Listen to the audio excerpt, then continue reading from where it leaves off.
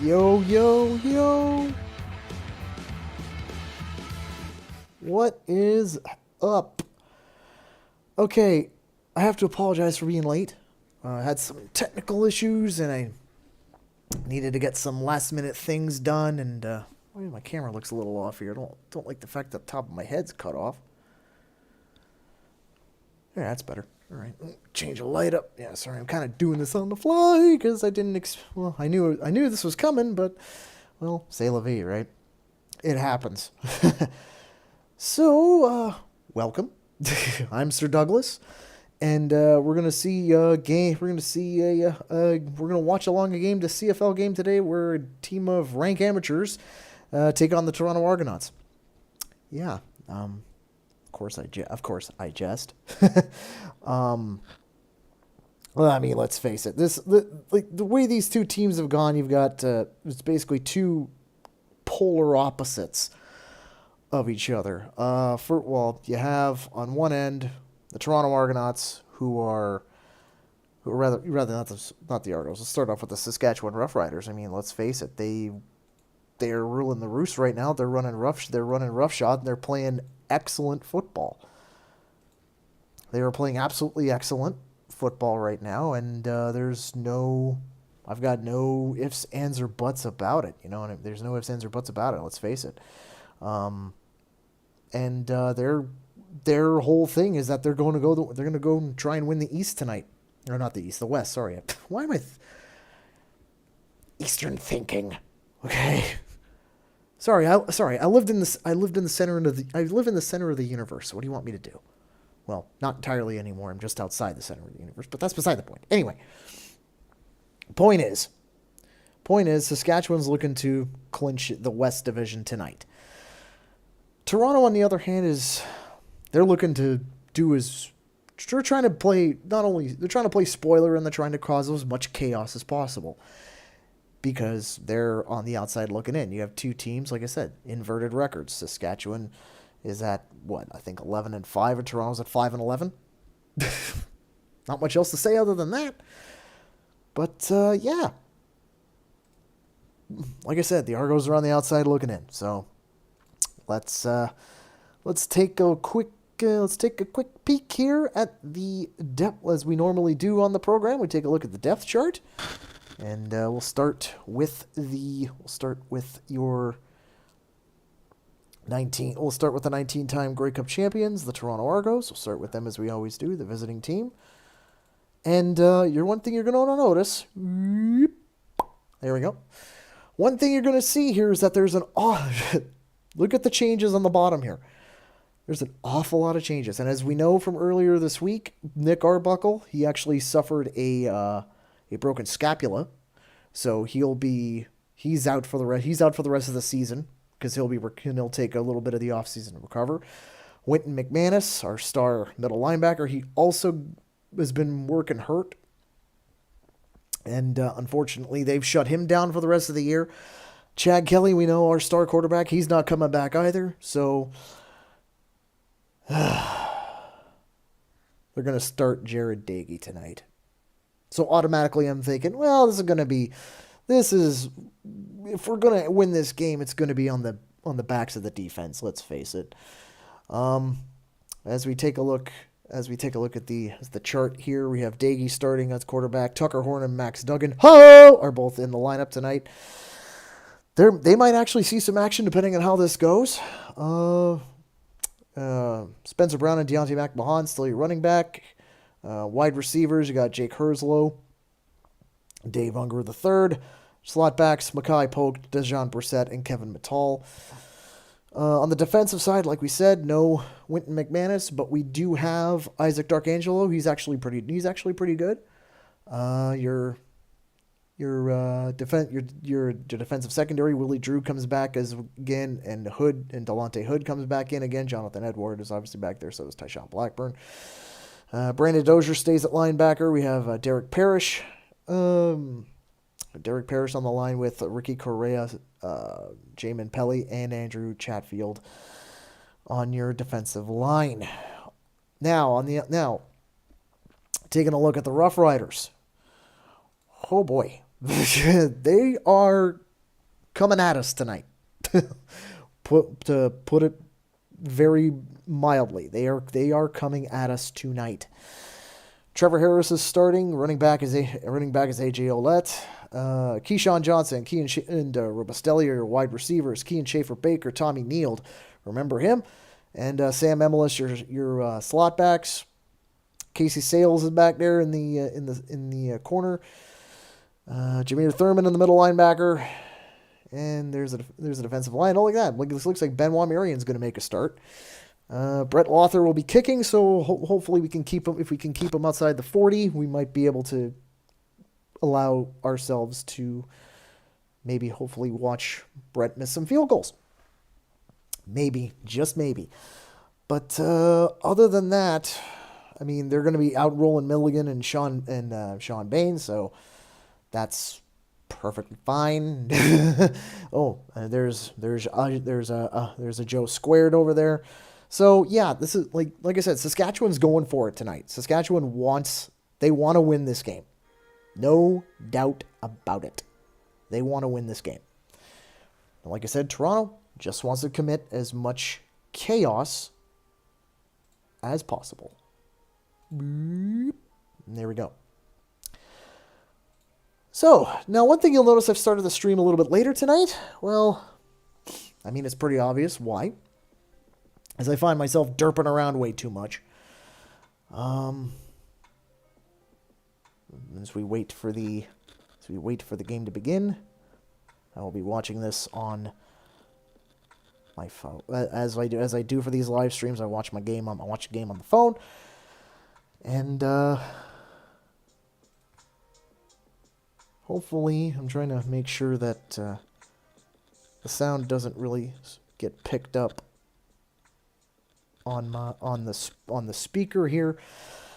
Just to make sure I don't get a nice big old hammer blow on my stream. I don't want that to happen. That's the last thing I want. So yeah. Oh, beer lineup for tonight. I've got 4 beers tonight. Probably they'll more than likely all be gone by the end of the game. So they will be placed in this. Oh shit. They'll be placed in this nice little CFL Fans Fight Cancer koozie. If you come to Toronto Argonaut tailgates, and you want one of these, well, I can tell you. If you find me, you can come find me. Tell you where to get them. Hopefully, my friend who made these will be able to bring some to the event this year, or maybe even to Grey Cup. I don't know. I'll have to ask him and make sure. But yeah, that's. One other thing I gotta show you guys. So, yeah, there we go. Yeah, Sir Douglas has got himself a helm. Now, to be fair, I don't like the coloring. I don't like the way they made the steel, so I'm going to be giving this a brand spanking new paint job, and hopefully this will be ready by Grey Cup. So, on top of a few other things. I will be going to the Grey Cup Festival this year, and I'll be there from Thursday to Sunday, from Thursday leaving Sunday morning to come back here to join you guys and to go along with the obvious stuff. So to go along with the big granddaddy of them all for the most beautiful trophy in all of gridiron football, and that of course is the one and only Grey Cup. And before you start chirping at me, yes, it is the best trophy in football. Don't come at me, because the only reason why it's the best trophy, because you can drink out of it. You can't drink out of a Super Bowl trophy. Come at me. So yeah, that's pretty much where we're at right now. Now I think it's time to unveil a little bit of what I was working on, and I'll just give me 1 second, and to use the vernacular of of Army of Darkness. Klaatu, Verata, Nick 2. Yeah, Nick 2. Da-da! Score bug change tonight. As you can see, you got the Argos still where they are. Saskatchewan is all set up there. And, yeah, let's go. So, Riders, oh my God, I just had to look here on FanDuel saying Riders 11.5-point favorites. Not surprised. Not surprised the way this Argo team is playing up. And over under 244.5 passing yards. Maybe take the over on that for Jarrett Dagey tonight. Much as I like to shit on him, he could still be half decent. So, but like I said, tonight, this is either going to be a shit show or it's going to be absolutely fantastic. I don't think there's going to be an in-between either way. So, just give me 1 second here. I'm going to share the link of this, and then we'll get to it. Then we'll get to this nice and proper here. Get shareable link. Thank you. Now we go to here.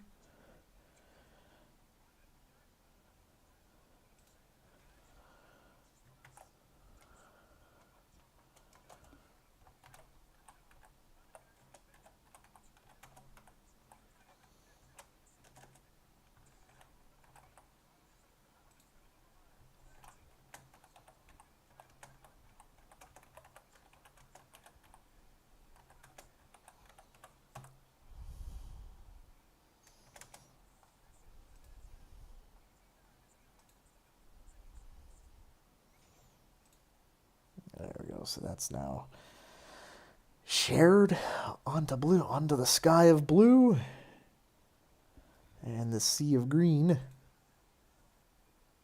Now, for those of you who haven't been around the block, those of you newer fans of the Toronto Argonauts, a lot of times they'll be known they'll call us the good ship Argo. Some fans will do that.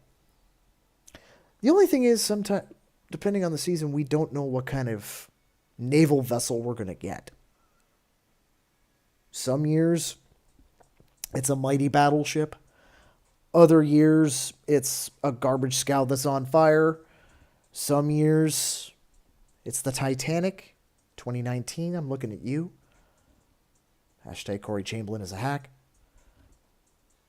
But this year, this year you can easily say we're pretty much a bottomed out submarine. I hate to say it. We are a submarine that has taken on water and we've bottomed the boat. There's no other. So we'll get it fixed eventually, but obviously it's too late now. But we'll get bailing. We'll get started. And that'll be that. So we're just waiting on the commercial to be over here and we'll get this started. Toot sweet. And once we do, the drinking will begin. And I will probably make an utter ass out of myself like I tend to do in these things. Hopefully it won't damage my equipment like last time. But we'll see. Yeah, might as well get it out. Might as well get the beer out while I'm waiting. There. Yes, I keep a cooler here so I don't have to walk back and forth to the fridge. But only for, live streams. Alright, so, in goes that. And, we're just... That's one thing I don't like, these commercials. Don't get me wrong, the on-hold music for CFL Plus is nice, but... I just don't like that. There's too many of them. You know what I mean? Anyway, so yeah, so tonight's first beer is a local product of sorts, Sapporo. To be fair, although it is a Japanese beer, it is actually made in Guelph. So It is actually made in Guelph. So it is a Canadian. It's although Japanese owned. I mean, it's not subject to elbows up. All right, looks like we're just about to get underway here. So let me just change up the score bug, which I'll say that. Bada boom. There we go. So that's on. So we're. Because I see them making the Save on Foods ad. There's the best looking stadium in a city that reminds me of Cambridge. Cambridge, the south end of Cambridge to be precise. Very, very rural, except you have a big ass 30,000 seats, modern, beautiful football stadium right in the middle of the damn thing. It's like if they tore down a bit of Galt and put a stadium right in the middle of that, you know? But yeah, there's the boys. There's the good boys right there. First career 300-yard game. Yeah, but look at that. 2 touchdowns, 4 picks. Yeah, you didn't really have much of a choice, did you? All right. I think it's about that time. Yeah, 5-11 record this season, eliminated from playoffs. Don't fucking remind me. Jesus. And can Flynn, yep, they can clinch first with a win tonight. And look at that. Wow. All right, here we go. As we say on the fan cast, time to crack open those cold ones. There. It's time for some Argos football. Argos!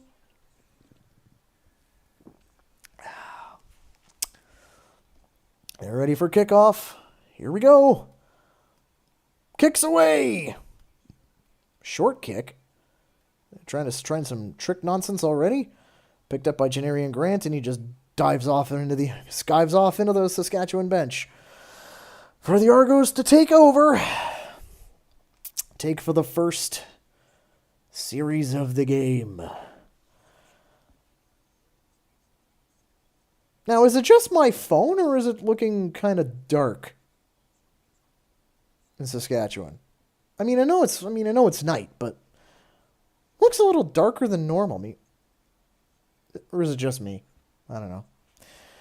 Anyway, Toronto starts the game on the 46-yard line, 1st and 10. Daggy looks like, oh my God, whatever it was, it looks like, yeah, Spencer Brown, and he just got blowed up in the backfield. I'm not surprised with that one. Lack of a running attack, I'm not surprised. Then again, our O-line has not done. Oh no, John Boss is. Oh, for Christ's sake, John Boss is in the lineup. Man, we're gonna get our ass. Man, bad enough we're gonna get our asses kicked by the Green Riders. It's even worse when you have a guy who's gonna commit like 7 penalties to just gank us completely gank us. 2nd down. Look, I thought. Oh, hang on. Dumps it off to close. Now it'll be 3rd down for sure. Dumped it off to Herslow. It'll be a 3rd down for sure, though. Let's see here. There's a bad. Oh yeah. Now to be fair, I thought somebody jumped on Toronto. At least that's what it looked like to me. But looks all right. I gotta turn it up a little bit. They are actually gonna. Oh my God, no! They're gonna go for it on 3rd and 2 already. Well, they're at the midfield strike. Oh, are they? No, are they gonna pull? Are they gonna pull the hard count bullshit here? Yep. Yeah, they're pulling hard count bullshit. Yeah. So that'll be a time count violation. But I mean, come on. You were on your own 54. You're not fooling anybody here, guys. What are you thinking?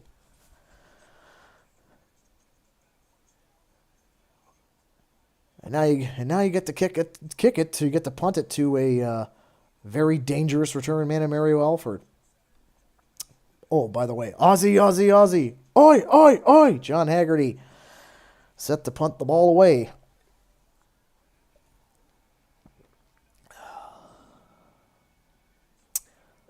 All right, where could he go here with this one? I'm going to try to pick the corner. Whoa. Again, very close. Oh, hang on. It's going to go. Oh, going to bounce in the end zone. It's going to go through and give him some space and let him take the knee. Argos lead 1-0. Woo! Rouge, baby. Let's go. Hell yeah. A 1-0 lead for the Argos. That's probably the only lead they're going to see the entire freaking game. Ding. There it is. That's probably going to be the only lead they're going to see the entire freaking game because now here comes Saskatchewan. I'll turn it up just a little bit because I want to hear it just a tiny bit. All right, 1st and 10 from the Saskatchewan 40. Oh, my goodness. Pardon me. Trevor Harris, empty backfield, back to pass, throws it, finds his man who doesn't really go that far. Now it's AJ Ouellette. Finds AJ Ouellette, and that'll be 2nd down upcoming. And I didn't think they'd go check down. I didn't think they'd check it down to AJ, but whatever.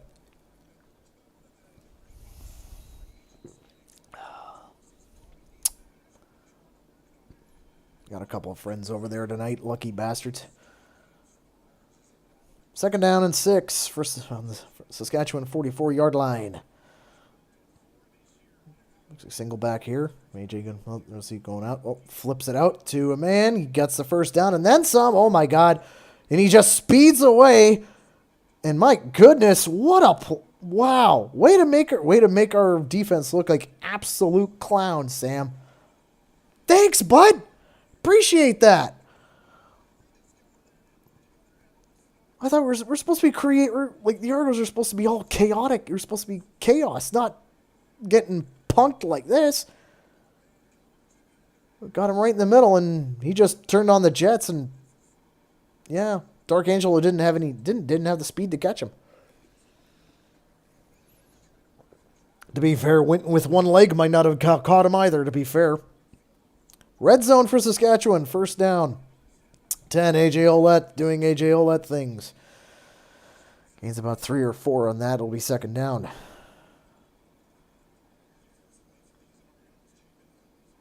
One thing I have to say, though, our defensive line, like, it's really, really big in the middle.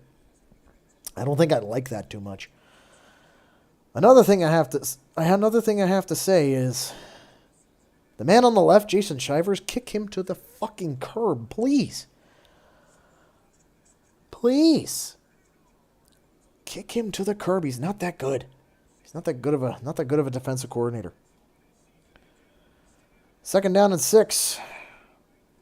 Riders in scoring position, lobs it, finds a man. He slips a tackle. Touchdown, Riders. Robustelli. I was expecting him to hit 100 yards on the debut. That still might happen. Like I said, that 1-0 lead is probably the only lead the Argos are going to see tonight, and, well, it's already gone. Like I said, this is the team that wants to have the road to the Grey Cup going through Regina. And do I blame them? Not one bit. Not one bit. And it looks like they're staying on the field to go for 2.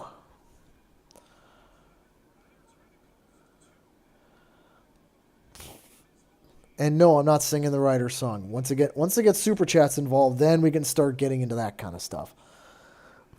But here we go. 2-point convert time. Back to pass. Looking. Finds a man way open there. Come on. Oh, he dropped it. Incomplete pass. How the hell did you drop that?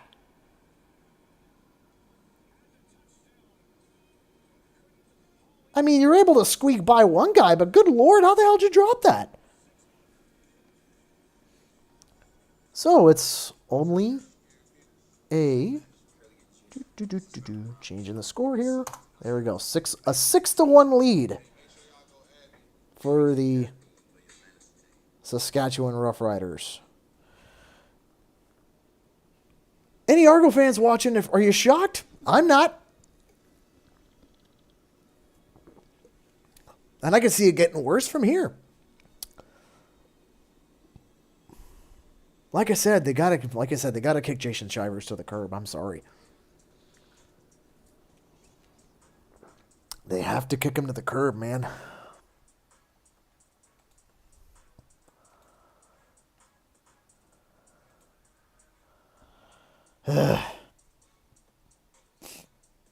I mean, don't get me wrong. Like I said, Saskatchewan did that drive perfect, absolutely perfect. I mean, took advantage of the weaknesses that we've got.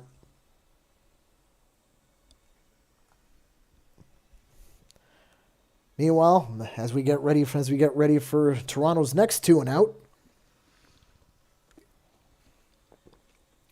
Now you're gonna notice I'm being very cynical about the Argos here, and I don't mean to be, but I mean I know the season's over for us. I've only got one more live stream, team related live stream after this, and then got the Grey Cup live stream coming up in November. But I mean, I'm just gonna, like I said, here, okay, let's see. Here's the touchdown again, and whoop, yeah, he got right by Willie Drew. No shock there. Unlike his compatriot Benji Franklin, he's unfortunately still learning. What a time to be at that phase.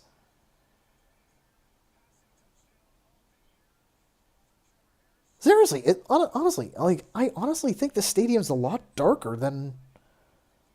Now I don't know if it's my phone or what. Anyway, kickoff. It's gonna be Janarian Grant to take it. Oh, and he loads it. And lateral, or no? Was it a lateral or a fumble? What the fuck happened there?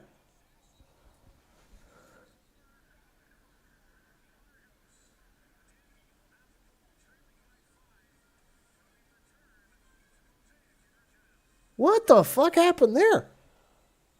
I totally missed that. Huh?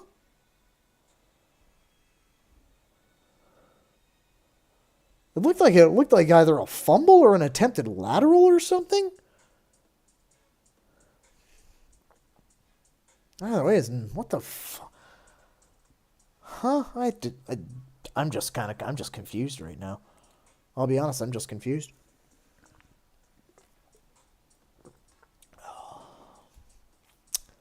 Anyway.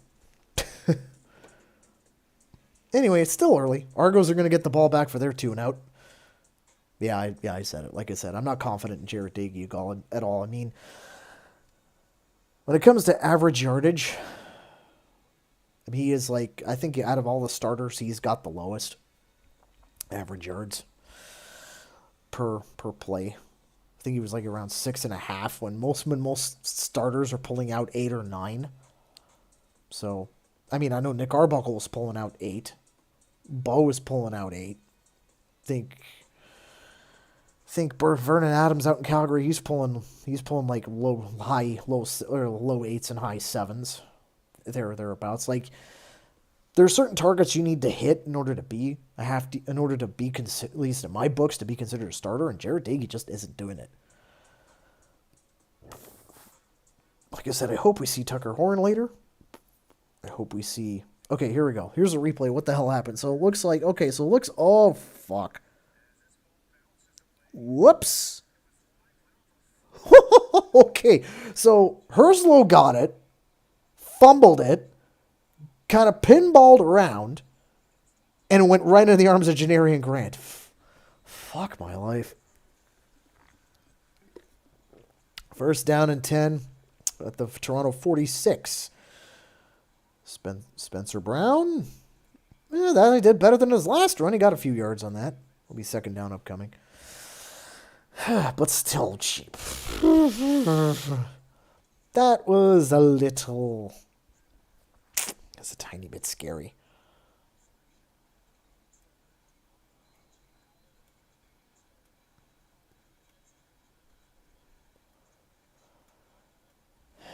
All right, here we go. So second down and what is it? 7? Yeah, 7. Second down and 7 yards. Graphics department screwed up. Daggy back to pass, and he swarmed, gets the ball away, finds, looks like, Jake Herslow for the first down, but there's a flag coming. Probably holding Toronto, knowing our luck.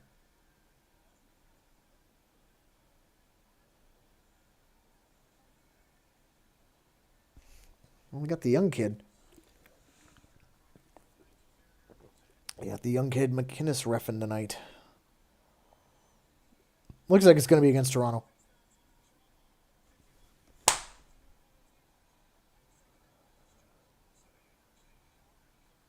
Again! This fucking guy again! How the hell is he still on the team? How the hell is he still on the team? Why the fuck hasn't he walked the plank yet? Like, good lord, like, surely. So instead of a first down, now we're second and a friggin' country mile from our own 34. Screen. Okay. Kevin Mittal gets back to just above the head of the original line of scrimmage. It'll be third down. And the punt team's going to come out. I mean, look, Kev, I don't blame you for that one, bud. You did what you could. And I mean, I like Kevin Mittal as a player. It's like he did what, I mean, it took two guys to take him down, for God's sakes. I mean, what the fuck is going on? Aussie. Oi. Haggerty back out there. Let's get ready for another Rouge, boys. Third down. And there's the punt. So they're going max coverage on this one. And, oh, he muffed it! But Alford fell right on it. It'll be first down Saskatchewan from their, looks like from their own 20-ish.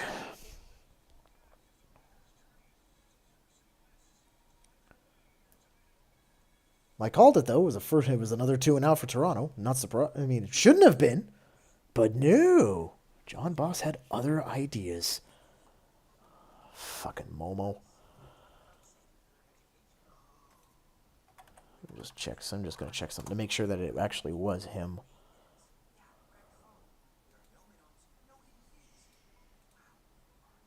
Just give me one. Just bear with me for a second. Oh, no, hang on. No, it was Kemp.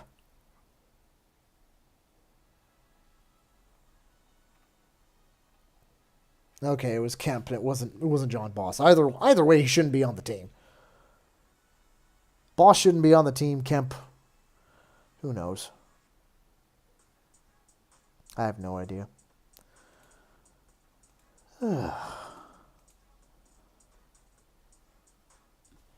So I'm going to have a video coming out probably within the next, well, it'll be coming out tomorrow. And basically it was my appearance on the Fancast. I'm a co-host on that if you don't know. And it'll be just me talking about the upcoming rule changes. I've had 2 weeks to marinate on them. There's everyone's favorite pundit. Sad part is he actually kind of called that when the rule changes came in, everyone lost their friggin' minds.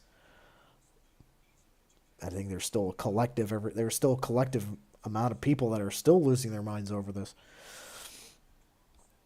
But I mean, think about it. I mean, you'll be able to have You'll be able to have a bigger pill country if we only had the 15-yard end zone. Anyway, first down for Saskatchewan. AJ Ouellette gets stopped at the line, but he's pushing, gets about a yard. Kept those legs chugging for another yard. It'll be second down for the Riders.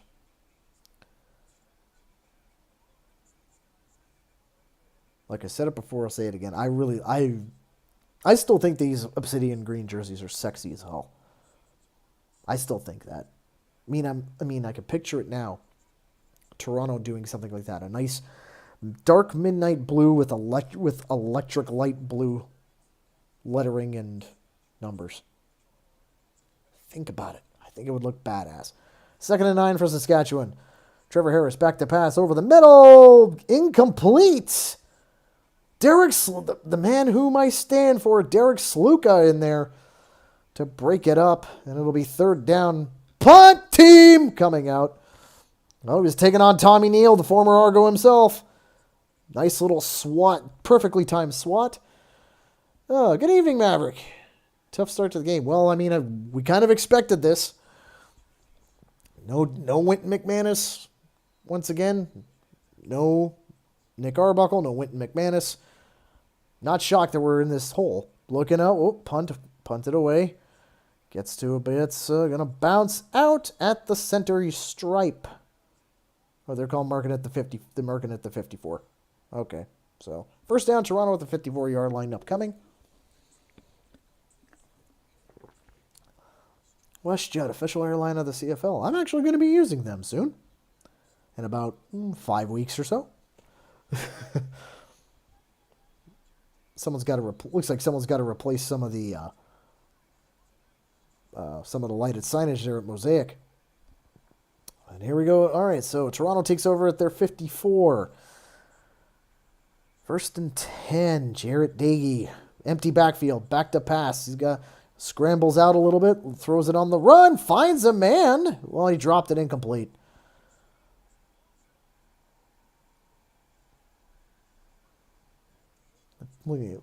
Got clocked pretty good on that one, too. Shit. The replay rolls out. So Dagey rolls out, throws it, finds. Oof. He got popped. He got popped pretty good. So he was looking for. Ooh. Got popped twice.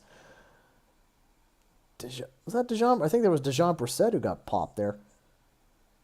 Whew. Yikes. Second and 10. Why do I have a feeling it's going to be... Okay, single... All right, so single back, going through the middle. Dagey, tons of time, finds a man open. He's forward progress, puts him at a first down. And finally, it's a first down for Toronto. Yay! Finally! We finally get a first down. Oh, yeah, clean hit, totally. Yeah, it was totally clean. I'm not debating that it was dirty. It was a good hit.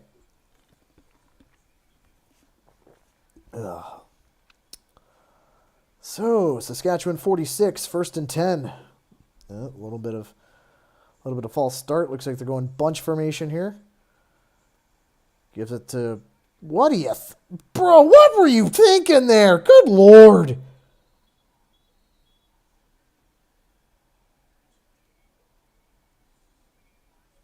They totally didn't see that. They totally saw that coming, man. Wow. Most completions coming off the bench. Yeah, completions doesn't count if you only get like 2 yards of completion. Salute to the fallen warrior, Nick Arbuckle. Broken scapula, done for 8 weeks. Second down. They lost a yard on it. Whoa, that was close. Looking for Brissett, nearly picked off on that. That would be Jameer Thurman right there. Okay, so it'll be third down on 11 on the Saskatchewan 47. It would be a 54-yard try if they went for a field goal.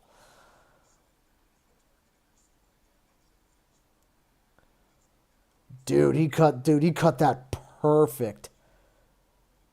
He cut that perfect. And it looks like, yeah, Liram Hajrullahu is going to go for it. Liram Hajrullahu is going to try to kick a 54-yarder. He's got a little bit of wind with him. So, maybe? He's got to put a little bit of English on this one, I think. He's got to aim it a bit to the right, it looks like. Maybe. No, aim it to the left. Aims it to the left because I just noticed the way the sock was blowing.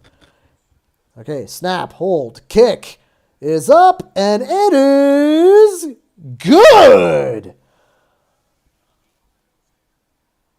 The best kicker in the league, Liram Hajrullahu. picture perfect field goal there, and they trim the lead to 2. So it looks like... So this looks like the Regina Pats versus the Toronto Marlies right now. Looks like a good hockey game.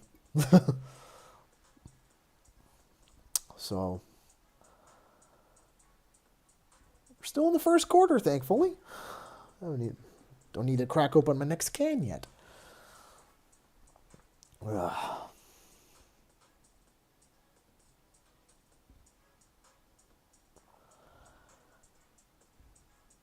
Well, yeah, 6-4. Be fair, it could be much worse. The way Saskatchewan's been playing, though, the way both teams have been playing, I was afraid this was going to blow open early. Seriously, I thought it was going to be like blown wide open very early. So, ugh.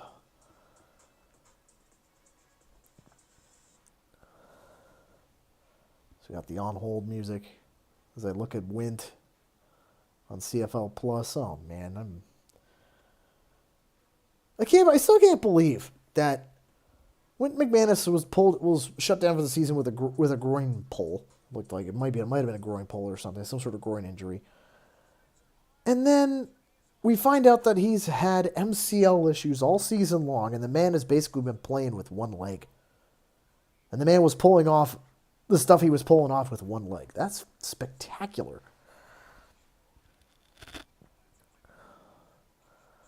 All right, so Saskatchewan is going to take over from the 40. 1st and 10 for them. Giving it to Ouellette again as he starts rumbling through. Gained about, looks like 3, maybe 4.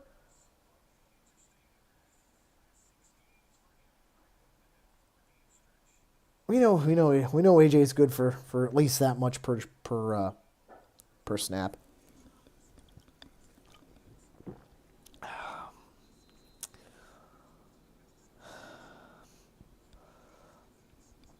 All right, 2nd down upcoming in 6.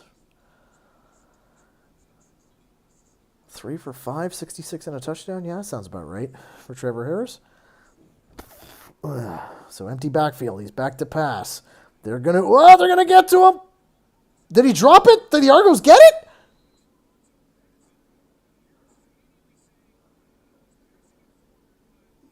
Derek Parrish has the ball, but that doesn't mean a damn thing, depending on what the referees say.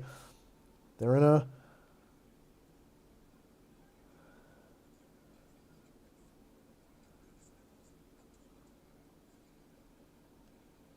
Saskatchewan is saying they still got it. Okay, don't watch. Sorry, gotta zoom in close here. Oh, that's okay. You could easily interpret that as an incomplete pass. I don't think there's any ambiguity on that one. To me, that's an incomplete pass. It'll be 3rd down. Yeah, it is. Okay. Wish JJ was still with Toronto. Yeah, so do I. But I don't think. But to be quite honest, like I think he's happier out in Regina because where he lives in the off season, it's very farm country. I've driven by the place a lot, or not a lot, a few times. It is very, very farm country in Midwest Ohio. So yeah, I would still love if he was here because it would be pretty good with the running. I can tell you that much.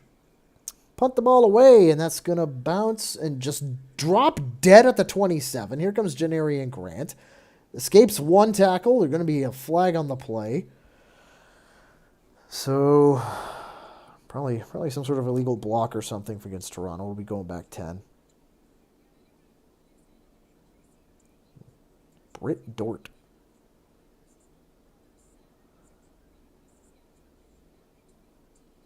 Shout out to my fan cast colleague Will for that one. Seth Dagey, I don't remember him. I don't remember him at all.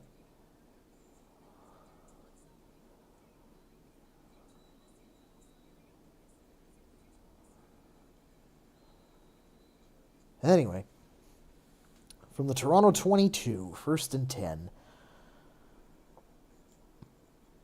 Coming up to 3 minutes to go in the first.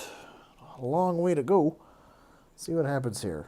Daggy back off the play action, back to pass. Going to be a holding call here at least. Flags fly everywhere. Yeah, they're going to... Don't, dude, just don't bother. Don't bother, Spencer. You're going back 10 yards anyway.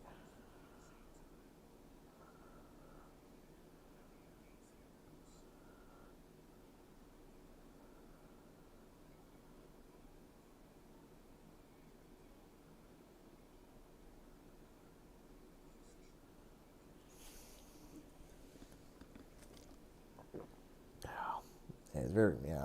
Looks like he's pointing toward Toronto's side here. Holding Toronto. Yep, knew it. One thing I have to mention. Notice how quick TSN was. How quick TSN was with the holding graphics.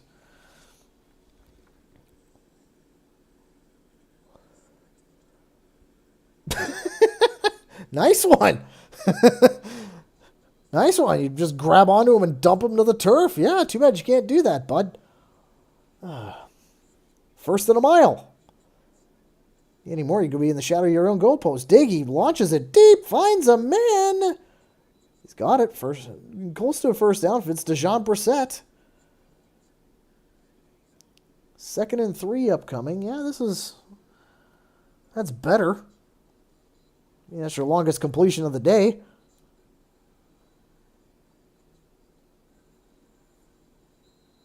Surprised John Boss didn't hold on that one either. 2nd and 3. Clock is ticking. Inside 2 minutes now.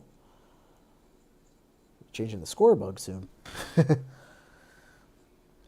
Diggy. High snap. Flag coming out again. Now this one you could interpret this one as either procedure or possibly offside.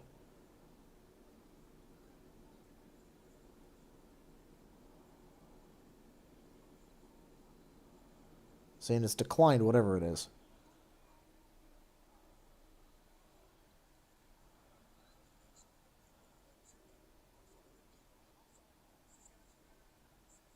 Oh, yeah. Pfft.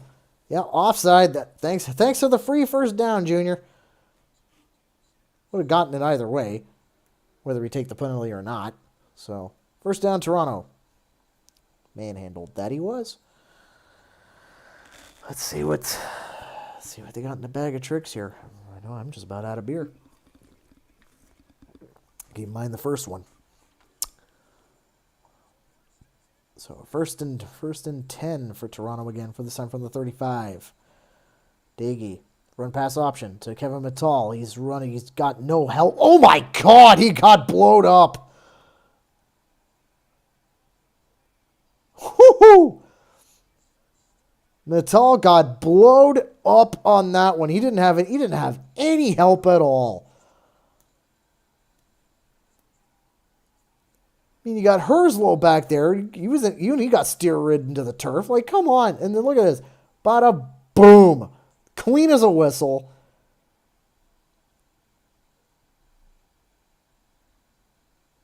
So second down and pretty much just as much as an incomplete pass. 2nd down and 10 upcoming.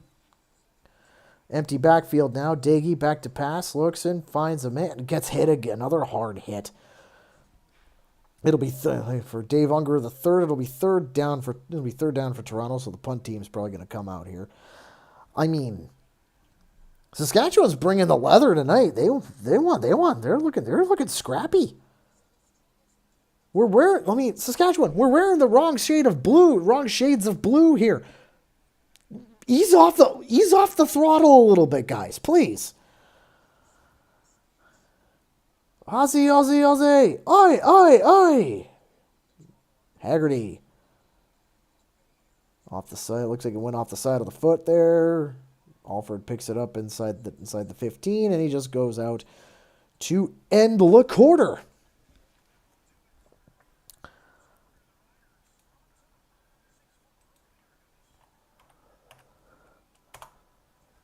Change a quarter to the second. time to open. It's time. Oh. Just wanted to see if they still had the cracked out gainer or not. I think they filled in his eyes to make him look not so cracked out anymore. All right. Beer numero dos.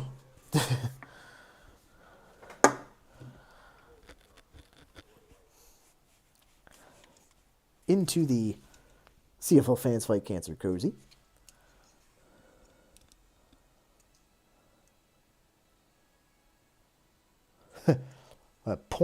Points, yeah. Either way, yeah. I have a feeling I'm not counting on this offense to do anything. So any extra points that they're going to get, it's going to be from special teams and defense. Honestly, I don't see them doing much of anything. Crack open a cold one for the second quarter.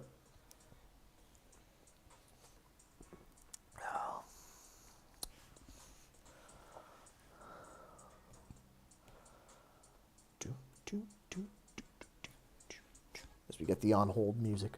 Not going to lie, the on-hold music's nice.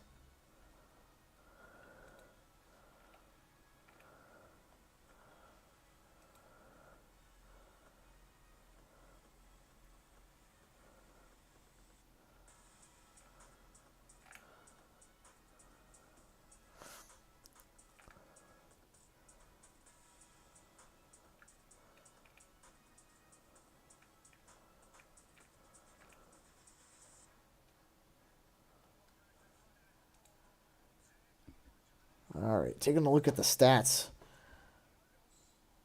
I'm actually kind of surprised.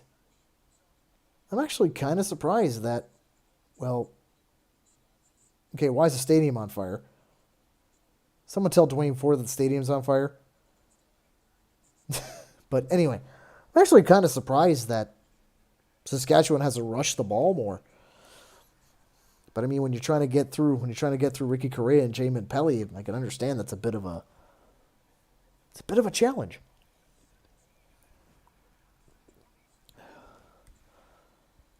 What the fuck kind of hat is he wearing? Dude's got a stuffed turkey hat, like made out of felt or something. Weird. It's not 3rd and 3. It's 1st and 10 for Saskatchewan. Lobs it out there. Easily finds a man. It was Jonathan Edward against Sam Emelos there.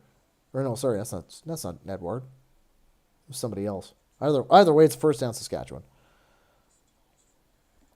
I mean, that's the hallmark Jason Shivers' defense right there. That is the hallmark, and we all see it. The pros obviously see it too. Please do the right thing and make him walk the plank this season, Pinball. Please.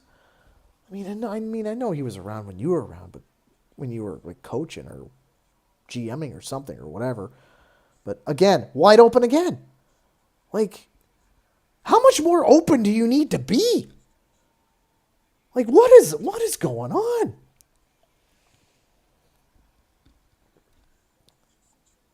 Like, this defense looks entirely in disarray.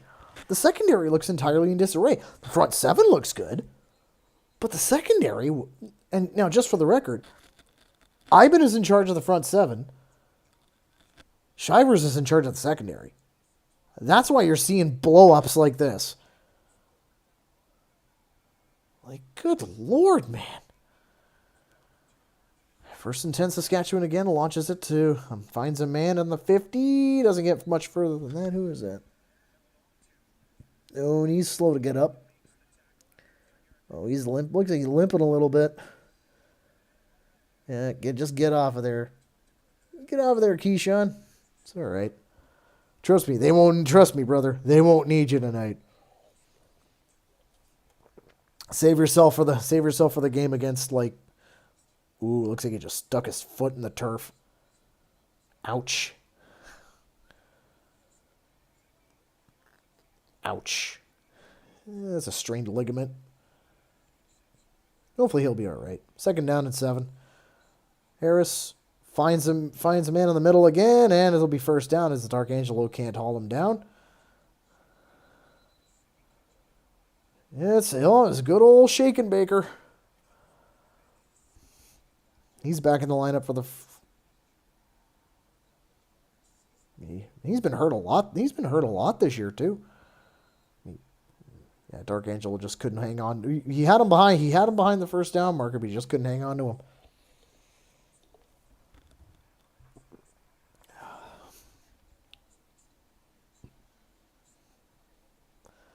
First and 10 now. Once again, well, looks like AJ Olette again, chugging those legs like. Oh shit! What was his name from Greektown?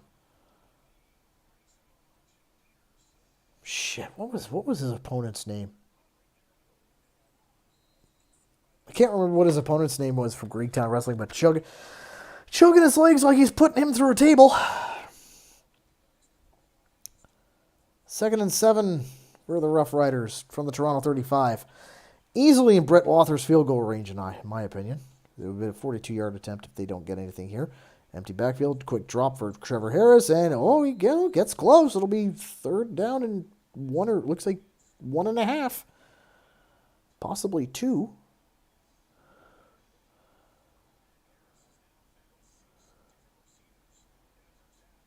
Now I understand what Adam Goss is talking about. How it is hard to read. Like, I could see it from here how hard it is to actually read the numbers. See what he means. If that emerald was a brighter shade, I think it'd be all right. Kind of like what's it? Brett Wather up and shaves the inside of the post, and it's good. Saskatchewan regain. It's a 9-4 lead.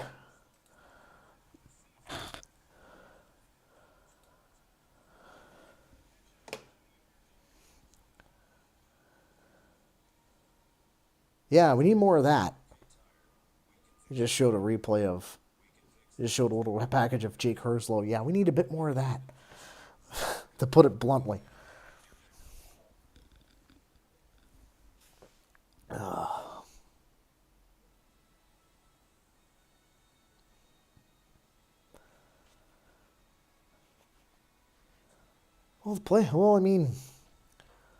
Right now the playoff picture's looking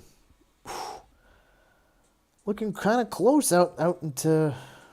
You got 2 spots left, and you got 3 teams essentially gunning for it. But like I said on the fan cast earlier this week, pardon me, I think at this point we want as much chaos as possible. So I know, in my opinion, the game of the week is going to be Winnipeg and Edmonton. I want Edmonton to win by 14. Reason why is Winnipeg on the aggregate scoreline. They're up by 13. So if Edmonton comes out and beats Winnipeg by 2 touchdowns, Winnipeg loses the tiebreaker. So then all Edmonton would need to do is win one more. If they win out and they're able to beat Winnipeg by 14 points, there's a good possibility Winnipeg's on the outside looking in. You never know, though.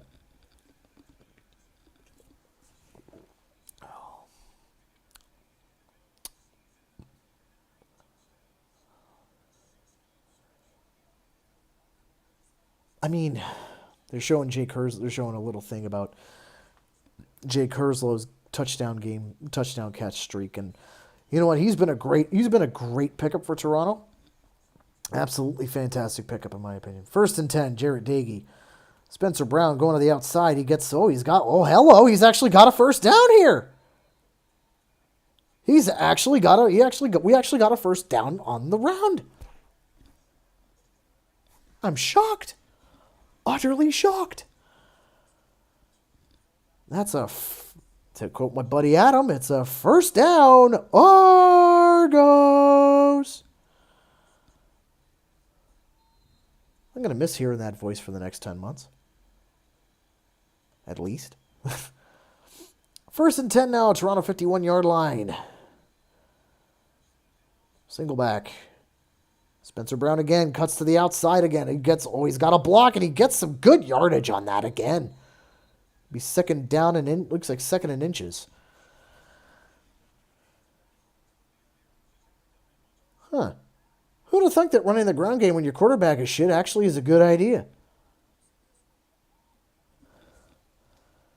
With the Argos out of the playoffs, who are you rooting for? Anyone but Winnipeg or Hamilton. Straight up. I hate both of those teams. If it came down to Saskatchewan Winnipeg or Saskatchewan Hamilton, yeah, I'm going with Saskatchewan. If it came down to like BC and Calgary, no, jeez, what the fuck? You went second in that, Max Duggan? Ho! What in the fuck kind of broken ass shit was that? Did you get that from the Battlehawks playbook? That clearly didn't work out the way it hoped, especially from the Skycam. So, to be fair, so just go quarterback sneak, guys, please. Don't be creative here. Don't be creative. Just go quarterback sneak. Thank you. First down, Toronto.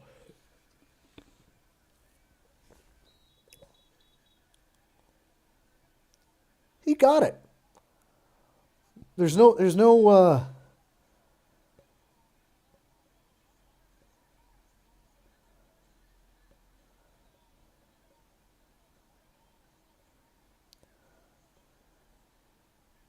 Don't tell me they're actually going to measure this thing.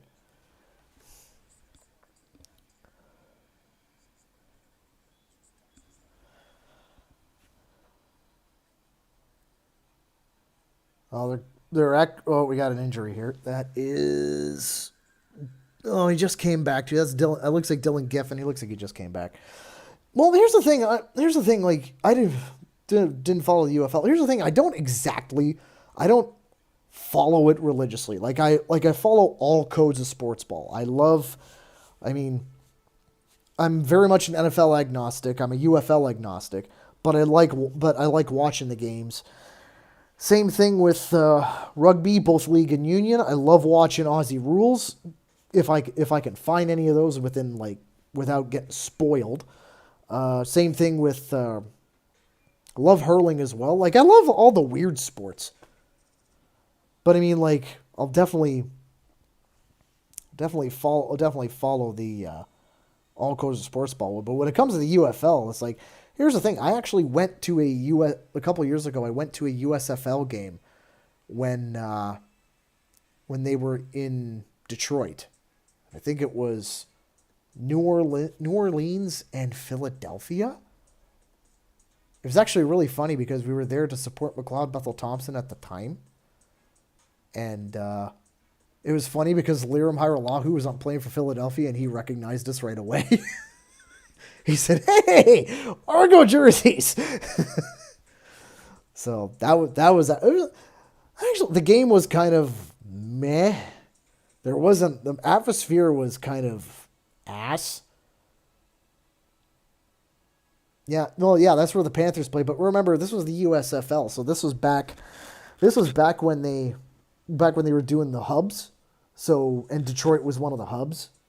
So they were the closest one, and we just basically picked a game and off we went, right? So, but yeah, the Michigan Panthers, yeah, that's a sad story, isn't it? UFL is going smaller, and unfortunately, Michigan didn't make the cut. I mean, Ford Field, when there's no one in there, it's friggin' cavernous. Ford Field is cavernous when no one's in there. All right, 1st and 10 with a Dylan Giffen-less Toronto Argonauts. To Spencer Brown again. Gains about 2 yards, and that'll be second down. But yeah. But they only. Like I said, like it wasn't like I said, it looks like a great venue to go and watch a game. Like I would love to go back. Don't get me wrong. Michigan was my yeah. It was a sad thing, but but here's the thing though. Like they're going into markets that I didn't really think they would go into, like Columbus, for example. I didn't think Columbus. Same thing with Louisville. Like those two support college football huge with Ohio State and the Cardinals. Anyway, what the? Sorry, just quick little thing. He tried to quick out pass to Spencer Brown. It was incomplete. But yeah, anyway, back to the UFL thing. So yeah, they're basically moving everybody into smaller MLS venues, or rather, like soccer level venues, which is perfectly fine because they're going to be smaller venues. Like I know the stadium in Louisville only fits like maybe 15,000 people. Like Columbus is going to the old Crew Stadium. Yeah, they're Columbus Aviators. Yeah. Yeah, that's their name, the Aviators. I wasn't aware of what their nickname was. All I know is that Columbus is coming in, and oddly enough, my some of my in-laws live out that way. Okay, so could this? I think when we got a couple of flags here, because Haggerty launched it. Looks like he got contacted, so this might be a rough in the kicker call. Oh, and Haggerty's talking trash with somebody. He didn't like that at all. Like I said, I think it might be a contact in the kicker call here. Yeah, risk turning this up a little bit more. All right, so there's the bit and launches it and yep, contacting the kicker.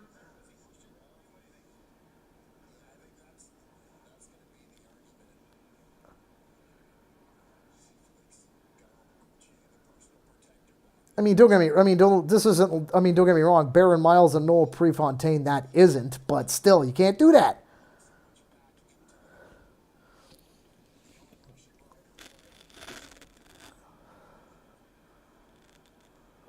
But it would be a soft call if they did give it.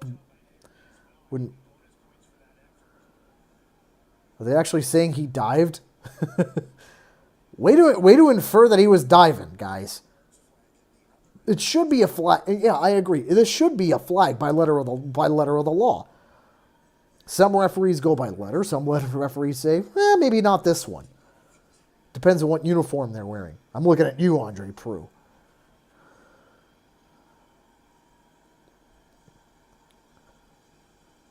So looks like they're going to call the penalty against Toronto here. But then again, I have no idea.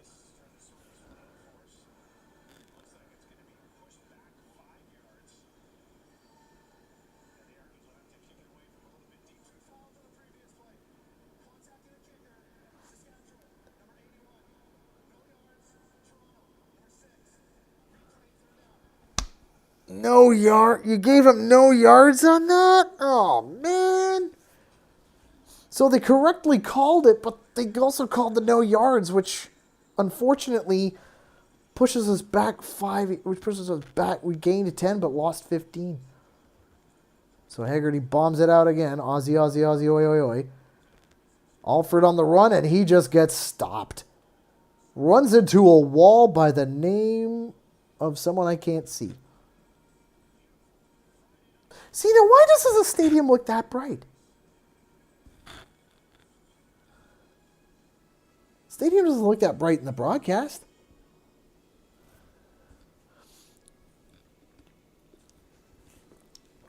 Anyway.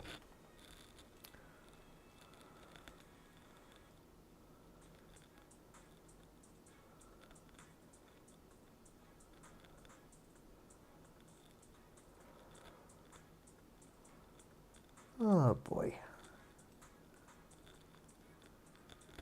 This game's been, not going to lie, this game's been a bit of a snoozer. But then again, it's like, well, what we should have done, should have made this like a final 3-minute kind of thing. So the final 3 minute stream. Start the game at the start the stream at the fourth quarter and just go from there. A little bit of a snoozer, not gonna lie.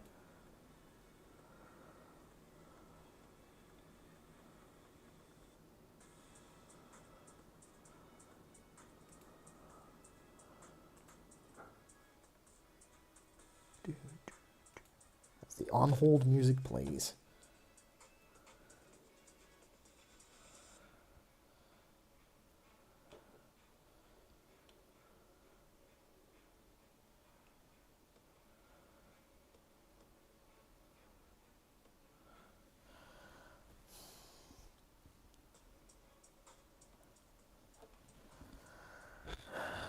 It's funny. I was looking at probably the lighting is better than the other stadiums. Well, but I mean, you take a look at it. It looks like they're adding extra. I mean, I understand you're the land of the living skies and everything, and I know that's the thing they're going for. But like, to me, it just doesn't look that bright in the broadcast. Yeah, let me try something.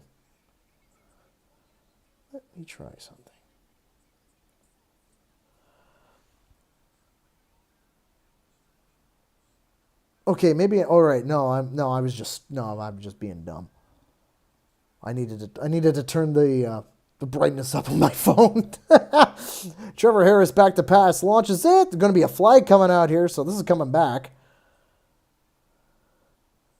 This is probably going to be coming back.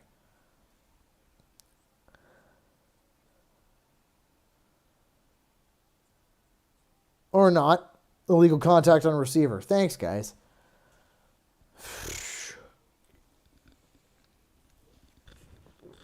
Who's it? Delonte. He was up against Delonte Hood. Yeah, you can't do that.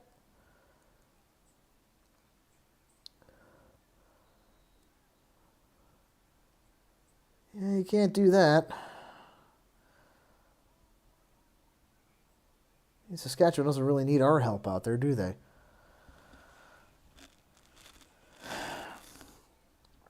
First and 10 again from the Toronto 35. That's not AJ. That's somebody else.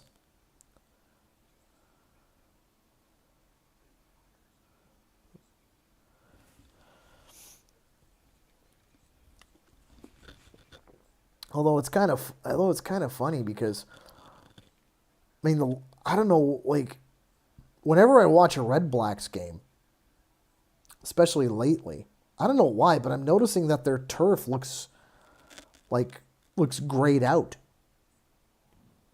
To me, I would just go whole hog and just replace it with black turf. Or at least like a slate gray. Trevor Harris back to pass. Oh! Dark Angelo lights up Olette. Still, it'll be a third down upcoming for the Riders. Probably more than likely a field goal try here for Brett Lothar. Don't feel so bad, AJ. Your team's still leading.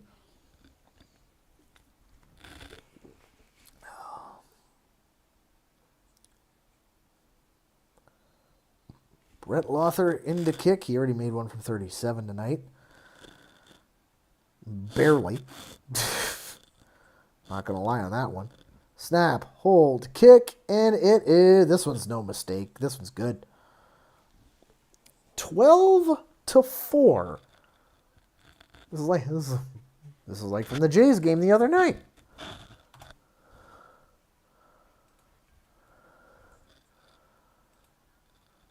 It's a shame they're not playing tonight. Jays aren't playing until Sunday.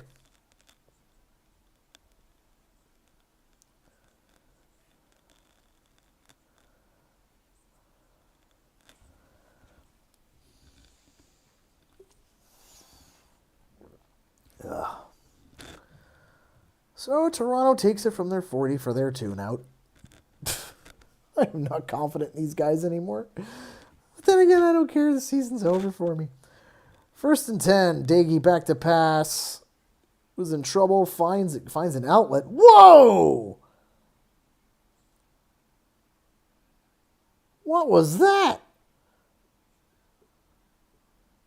Looks like he kind of just kind of underhooked him and took him down that way.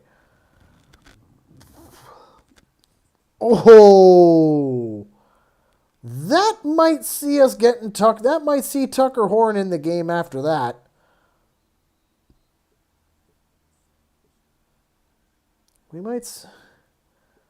They might be saying he's got to go off.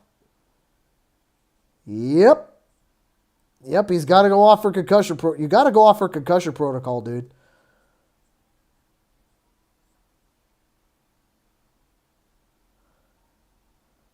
And here come the guy. Okay, we're finally going to see in real game time. Yeah, because, I mean, you can see the back of his head pull the Zach Caleros there and rebound it off the turf. Bit of a whiplash thing going off. Yeah, you got to go get that checked out. You know you're pissed, but dude, just go get checked. Got to go get a test done. Does he even know where the fuck he is right now? Anyway, Tucker Horn is in. I was very impressed with him in the preseason. Let's see what he can do here. And I mean, on a running play, it's not much.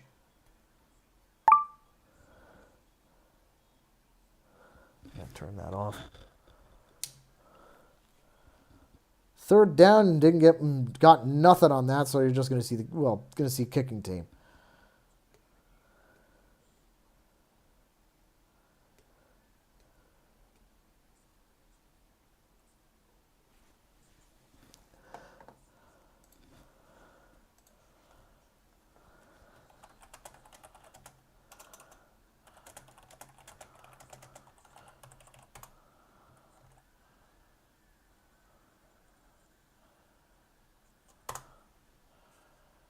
All right, so the punt goes to and gets dropped very quickly. Very good coverage there by Casey.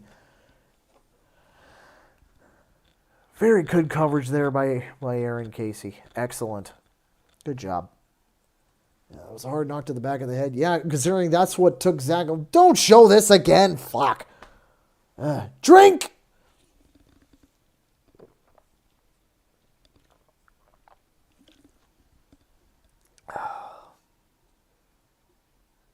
It took me all season to get over that. To get over the fact that we had 11 men on the field and they friggin' ran it all the way back when we tied the game up. Now it's good. Yeah, I'm going to need more alcohol now because of that. Anyway, 1st and 10 from the Saskatchewan 22. Back to pass, Trevor Harris. Tons of time in the backfield. I might be coming back as a holding call. What the fuck was that? Just ripped his helmet off. Jeez Louise, guys. What the Goodness gracious. Oh, let me guess. We're gonna get nailed for that?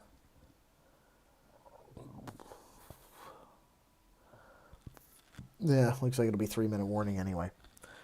So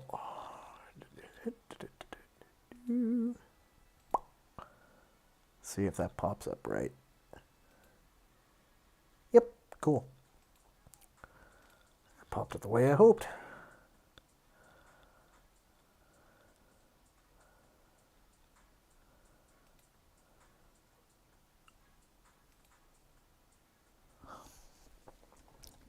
So yeah, if you're wondering if I turn that particular portion red, it's a 3-minute warning. So it's inside the final 3 minutes of the quarter. So yeah, but yeah, like what we saw out of on the Daigie hit there. Yeah, it honestly, I think that was the one that took Zach Caleros out for a few weeks. So here's hoping it'll be all right. But I mean, I would love to see, considering what he's been doing right now. I want to see more. I want to see more of Tucker Horn. I want to see more of the other guys because that's the whole point of this, is to see more. To see more of what we've got, so then we know what we're going into Guelph with next year.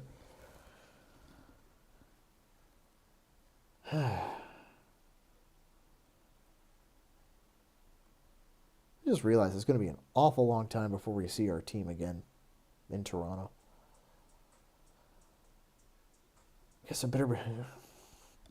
Guess all the overtime I've been working lately is going to be going to good use when I got to pay for airfare to go out to Saskatchewan and Winnipeg and gas out to Hamilton. Ugh.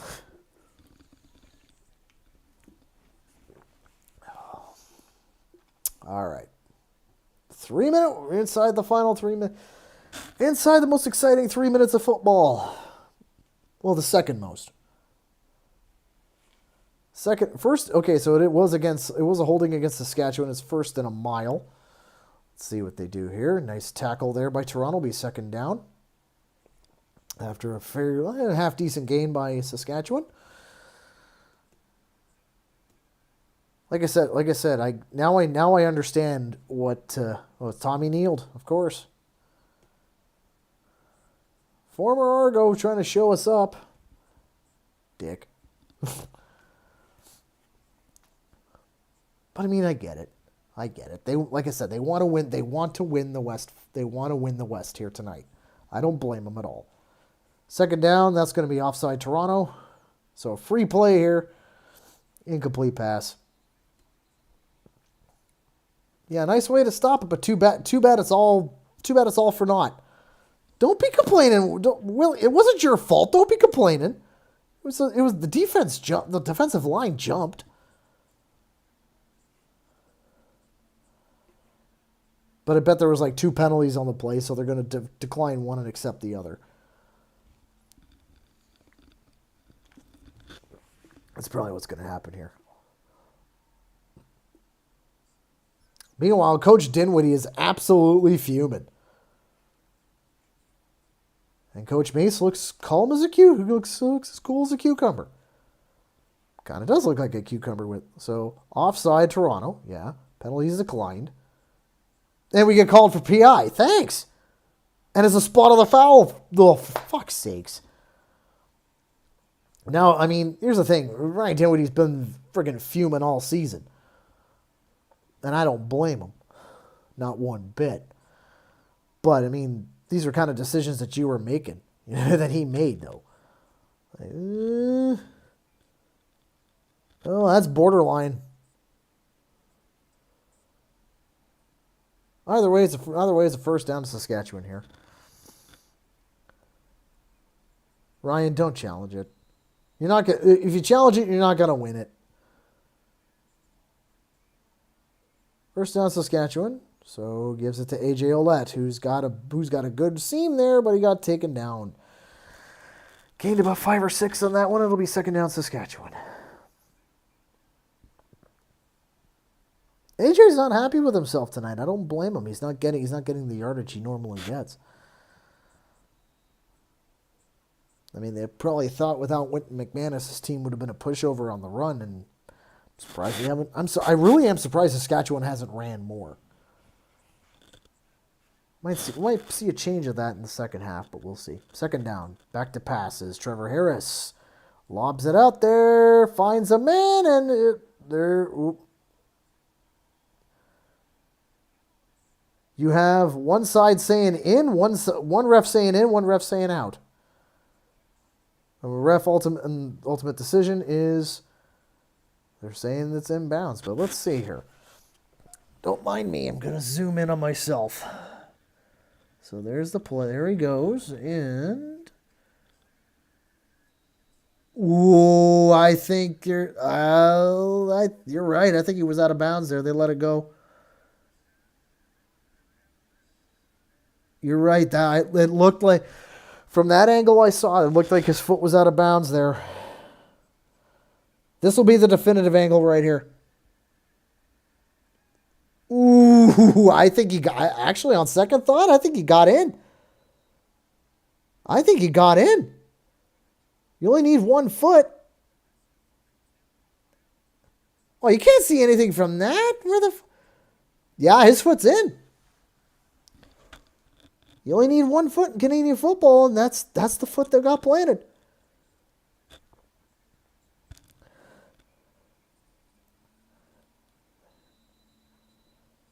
So they're short again. It'll be probably another field goal try here for Brett Lothar coming up here. As we were kind of like, just arguing about about if a guy was in or not, and it's going to be Brett Lothar coming out again for a 42-yard, looks like a 42-yard attempt from 3rd and 2.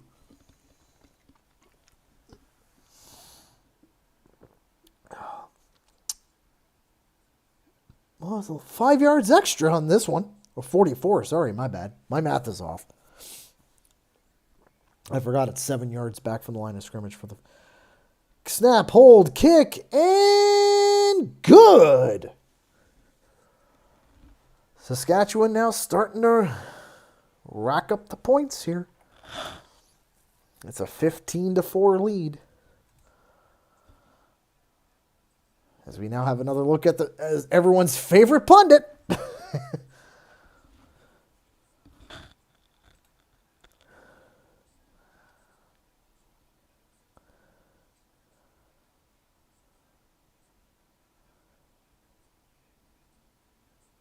Yeah, like Saskatchewan is laying in the leather a little bit here. Like I said, we're wearing the wrong shade of blue for us to be getting leathered like this.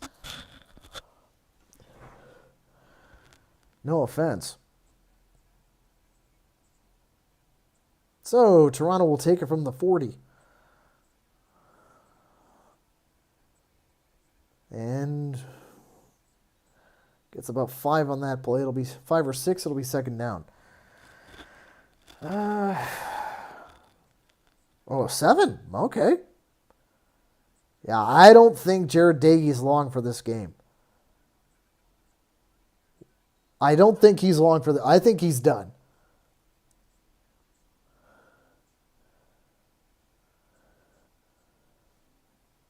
And again, he gets clobbered by two guys.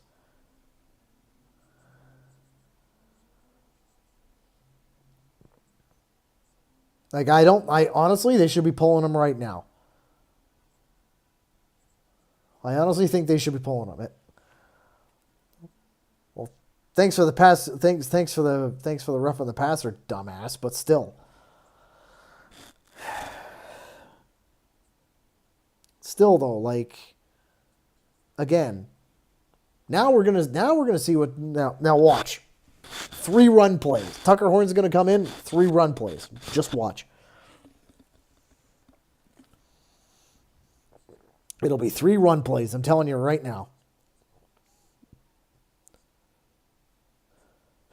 They're already zooming in on Spencer Brown, for God's sake.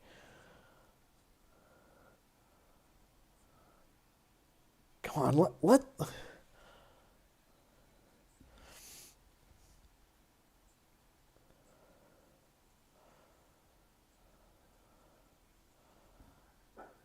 Yes, we finally see him throw the ball. It was a completion to, looks like Garand Gauthier. It'll be 2nd down and 5.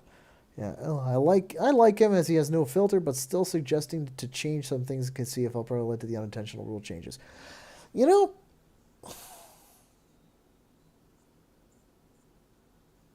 he might I don't think he's as powerful as people say he is, as you might think he is. 2nd down. And there's a nice throw, and it'll be a 1st down, Toronto. Tucker's throws are pretty accurate. Yeah, I mean, yeah. So anyway, back to the first point. I mean, don't get me I'm gonna have a video coming out later on, like tomorrow, I think. Oh, hang on, they're going tempo here. 1st down again. Horn layers it out. Nice catch there by Mackay Polk. I think Toronto's going to do what Toronto normally does, and that's get a field goal before the half. But I think at this point, get greedy. Get greedy. I'll talk upon the Luke Wilson stuff at the half. Get greedy. You're inside the 20. Just fucking get greedy. 1st down. Tucker Horn over the middle, little lob gets close. See, now I would probably call a timeout here.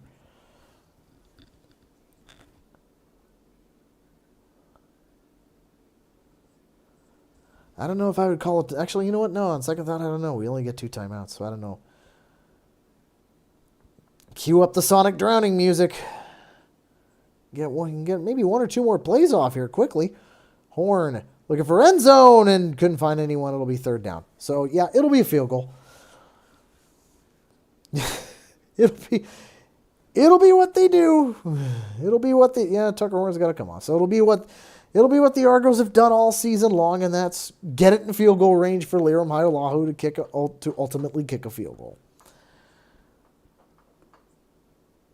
Dude, you missed that by a mile. Bro, you missed that by a mile, but that's okay. You know what? That's fine. Leading up to this point was actually pretty good. Liram Haiolahu, snap, hold, kick, and good. 9 seconds left in the half, and it is now a 15-7 lead. Oddly enough, it's a one-score game still, which kind of surprises me. Because I thought for sure we'd be looking at at least a 2 to 3 score game by now. Anyway. Yeah, like we agreed, it's special teams points. Yep, it's gonna be special teams and defense that's gonna get it done for the Argos. Like I said, it's not gonna be the offense. But anyway, back to the Luke Wilson stuff for a second. So yeah, I honestly don't think he had the ear of the owners. Honestly, I think it might have just been a really good presentation by Stuart Johnston to say, hey, like, but I mean, they had to do something. Anyway, it was a short pass by Trevor Harris. It'll be a second down upcoming with 2 seconds left. So they might just take a knee and go to the locker room here. Or take 2 knees and go to the locker room. Anyway, but yeah, like when you only have 2 out of 9 teams making money, you have to try something, anything. And there's your knee, and we're going to the locker room. So let me just change. I'm going to change up the score bug here really quick. So I'll just change that to half. And I'll take the red off. There we go. Perfect. Halftime. So, anyway, like I was saying, yeah, like I honestly don't. They had to try something. And I know a lot of people are pissed off, but let's put it this way. Traditions don't like when you take a look, family, like I know in my family, the traditions didn't last. As soon as my grandparents passed on, that was it. The traditions we had were gone. Right? And then when my mom passed, same thing. Like now I'm just doing my own thing, right? So traditions change and ways change. And when you're I know some people are pissed off and thinking MLSC had their hand in it, and they probably did. But it wasn't just them. It was all of the owners. They all agreed to it. It was unanimous. So, like I said, I have a video coming out that has an excerpt from an epic rant that I had on the Argos Fancast. So that's going to be coming out tomorrow. Check it out, by all means. But in the meantime, I'm going to finish this off.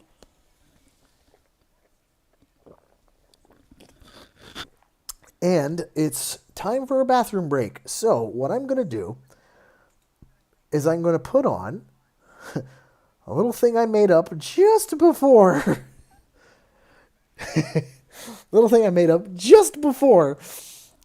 One of the reasons why I'm late, to be honest.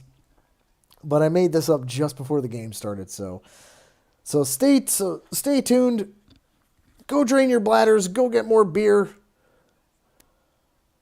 Most of the owners are tied to American. No, they're not. That's a lie. That is no. How are they tied to American interests? Explain that one. But anyway, refill your beers. Go empty your bladders. I'll be back.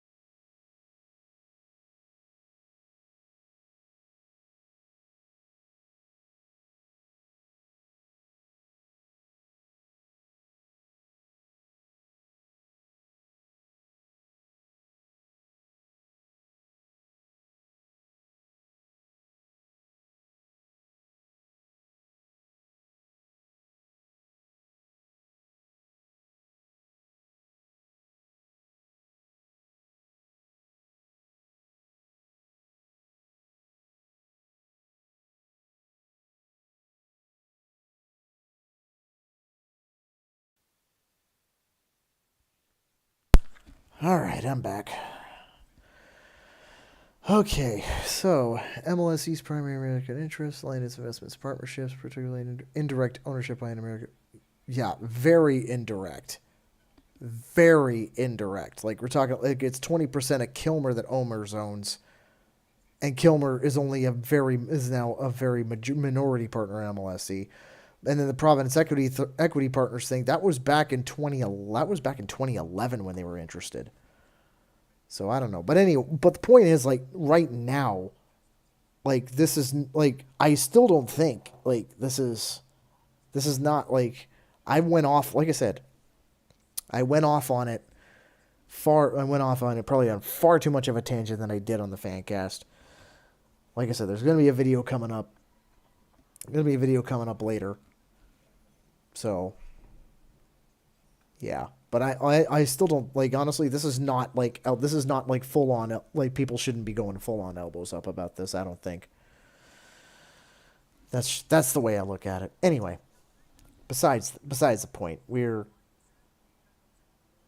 I hope you guys like the bathroom break graphic. Oh, look at that! Oh, check that out. That's actually really cool. The little halftime show they have in Saskatchewan. That's actually really cool. With all the lights and everything. It's pretty badass.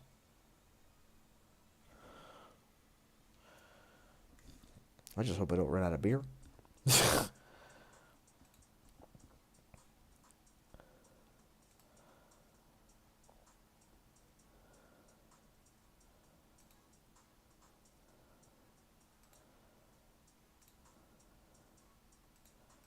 Anyway.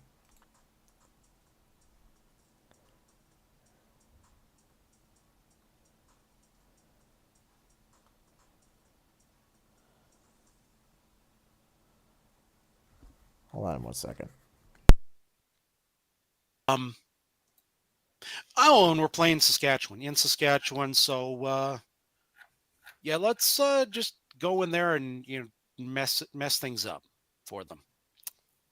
Why not? What else we got here? Doug, we haven't talked to you since we had the new rules. Mm-hmm. Um, so I want to give you the floor All to right. kind of Worry about that after. Hopefully any of that didn't translate through.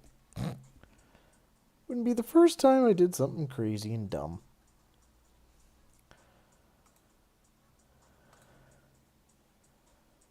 All right. All right, hurry up. Let's get on with this shit.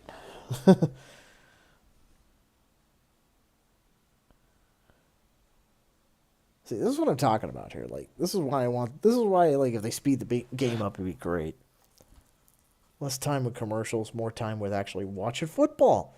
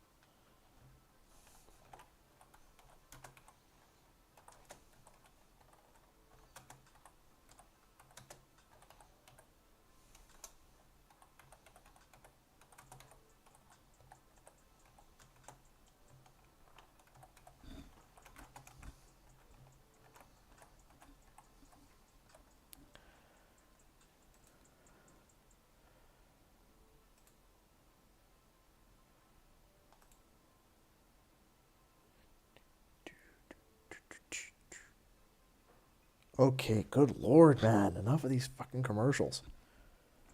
Get on with the fucking game.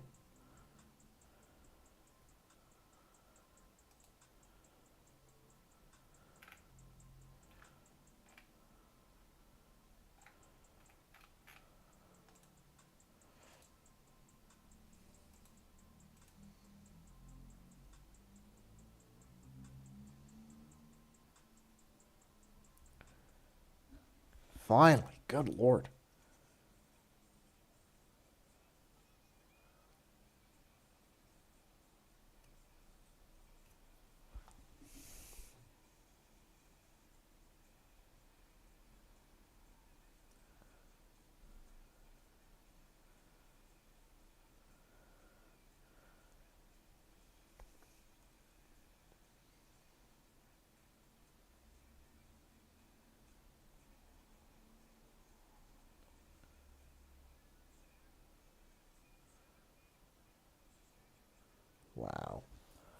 Wow, that's pretty badass.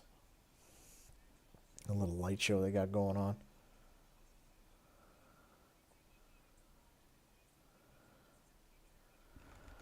Alright, I think I can change up the score bug now.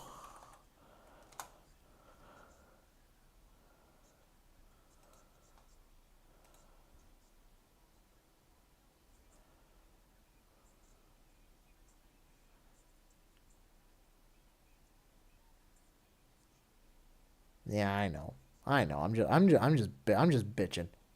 Don't mind my bitching.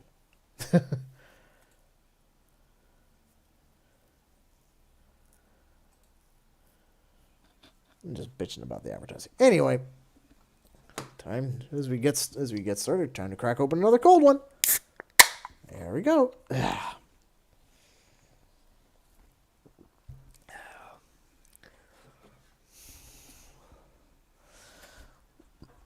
Argo's getting the ball to start the half. Ooh, hey! Another short kick. Is that Janarian? Janarian Grant? Okay.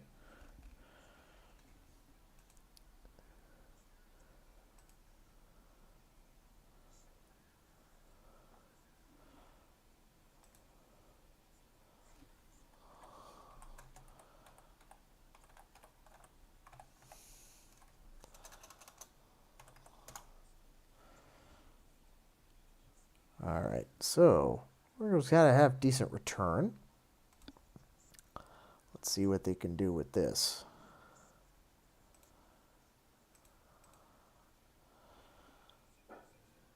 So, yeah, Daigie's back in the game, but for how long? He's going to scramble out and he's going to get sacked. Well, if he takes shots like that, he ain't going to be in for very long. I'll be honest.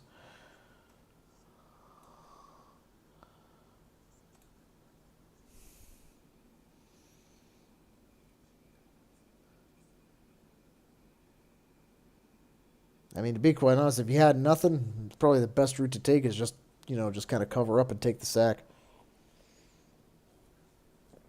Probably the best route you had. Loss of 3. It'll be second down upcoming. I mean, Toronto's not out of this quite yet. Daigie back to pass, lobs it over the middle, finds Spencer Brown, and doesn't go anywhere. And gets maybe 3 yards. It'll be a third down upcoming. Punt team.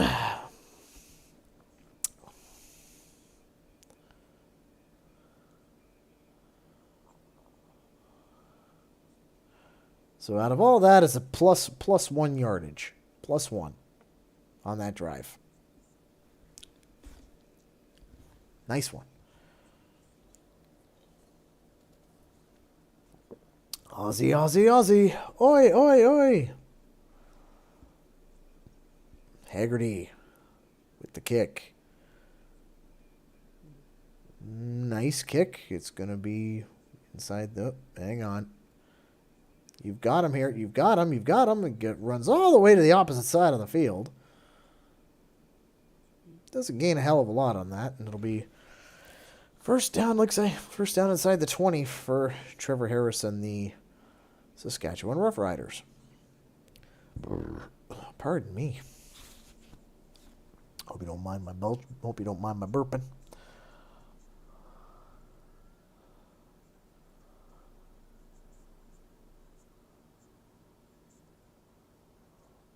Oh, shit. Hang on, we got... What's going on here?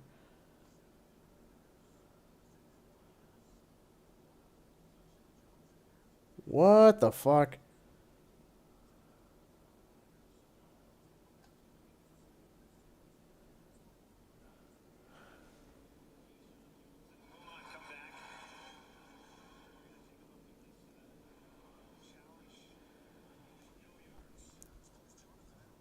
What the fuck is going on here? Challenge? What the hell is he challenging? Is he challenging?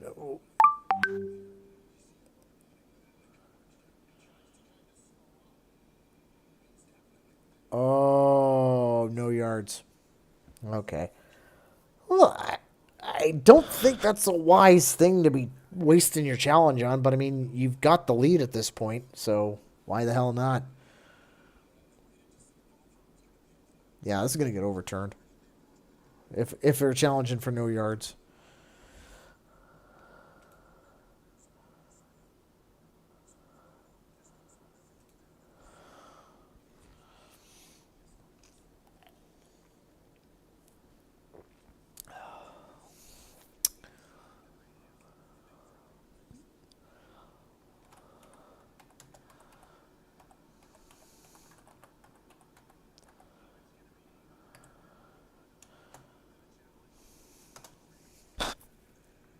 So it looks like this is going to get over. It looks like it's going to get overturned. So it'll be an extra 15 on the 3 that they gained. Whoopity-doo. All that for 15 yards. Did you really need to do that, Mace? Did you really need to do that? Honestly, you've got a fucking. That's a. And I thought Scott Milanovich was a petty bitch. That's really petty, dude. Seriously, like what the fuck? Like what the fuck? I mean, I knew Scott Milanovich was a petty bitch, but that's next level. Waste the challenge on a no yards and you're leading by what? 8? That's petty. Really petty. Anyway, 1st and 10 from the Saskatchewan 25.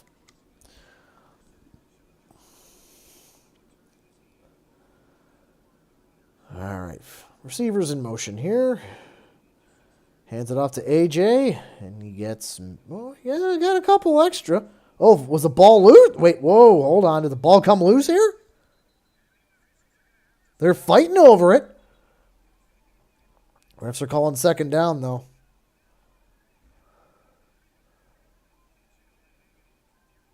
Football's a chess game. Every advantage makes a difference. Yeah, I guess.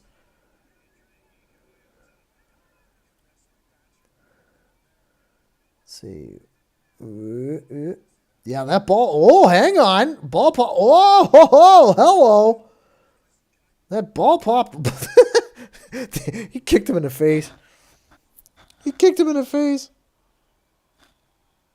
So, yeah, the ball popped loose. Yeah, ball popped loose. And and Aaron Casey hopped on it? That could be Argo. That's probably Argo ball. At least it should be. How much you want to bet Dinwiddie challenges this and it gets overturned?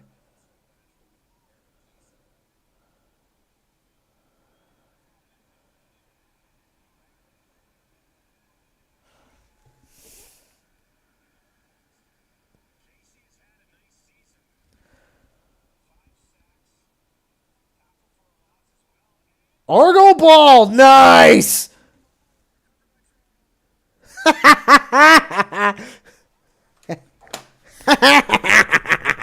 Get it up, you cunts. Oops. Sorry, a little too far there. Oopsie.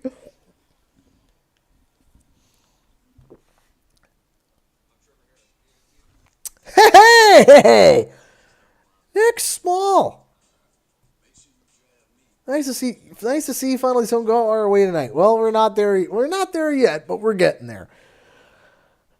Thanks for stopping by, Nick. I really do appreciate it, my friend. Ugh. Now we're back in the commercial, and the Argos are going to get the ball, and it's going to be in prime territory to actually do some damage. This is going to be interesting to see. Oh, my goodness.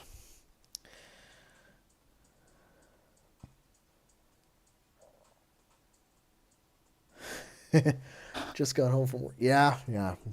Tell me about work. Oh, fuck. Things that makes me want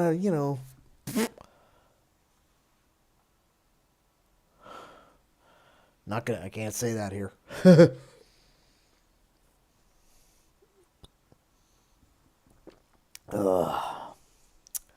This is gonna be fun now. Oh, crack. Oh, there we go. Okay, can never get both sides. Oh, pardon me. Oh. All right, so Toronto starts out. Aaron Casey, what a year he's had, eh? He's had a good year. To me, like, I wouldn't say he's Derek Sluka good, but I'd say he's definitely up there. He's had a great year so far. So Toronto's going to get it on the Saskatchewan 30. This could be interesting. This could be interesting now. Let's see what happens here. Daggy, back to pass.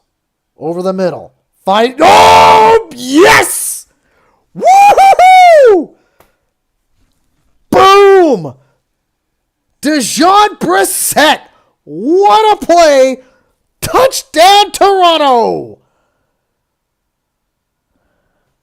Hell yeah! Way to go, Dejon!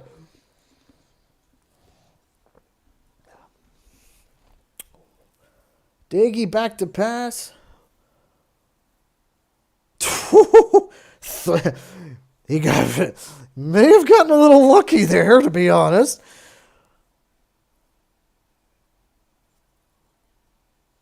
Like I said, I'm all for chaos right now. Going for 2 is Toronto here. What are we going to see out of this? Daggy again, back to pass. Open, finds a man, and he's dropped, incomplete. So Warren Sapp the third over there was able to cover Dejon Brissett to prevent the 2-point convert. But hey, I will take it. And since we got a touchdown, let me make sure I got all my settings done correctly. Yep, hang on. Are settings done correctly here? Not quite. All right, hang on 1 second. Because I got to add one last little tiny thing here. Okay. I think we all know what it's time for. I have to play it.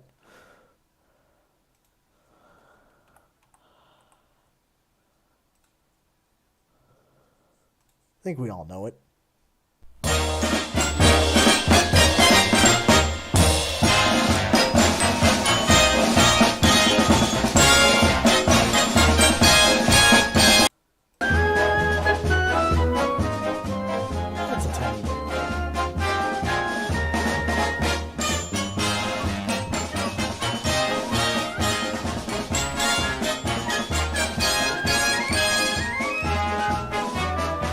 We're going full hog, boys. Go, Toronto Argos, go, go, go. Pull together, fight the foe, foe, foe. Scoring touchdowns for the blue on blue. The Argos will win for you. Full of fight and courage, you can't stop. They pile up the points until they reach the top. Pull together till the Grey Cups won. Go Argos, go, go, go. Okay, got to cut it off there because we're back in the game now. Saskatchewan retakes control. That'll come back, trust me. All right, first and 10 from the 38, AJ Ouellette, and yeah, wide open, dude. How can you give him that much room? It'll be first down, Sasky. How can you give him that much room, guys? Seriously.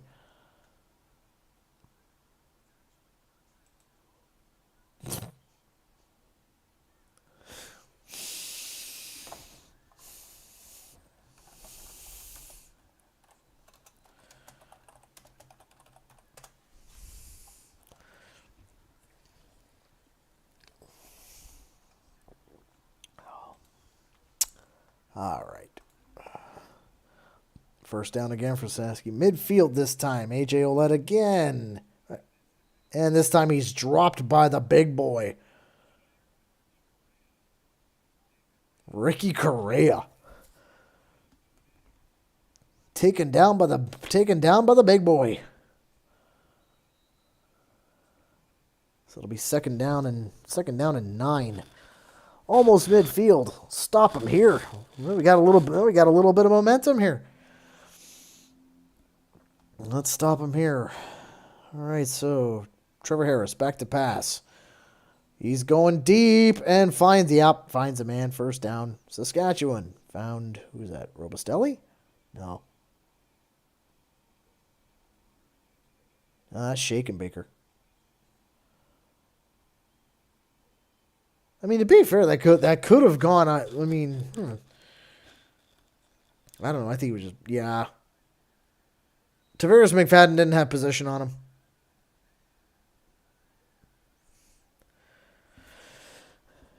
Oh, back to Oled again, and he runs and he chugs along, gets another first down. I think they're going to get this touchdown back, personally.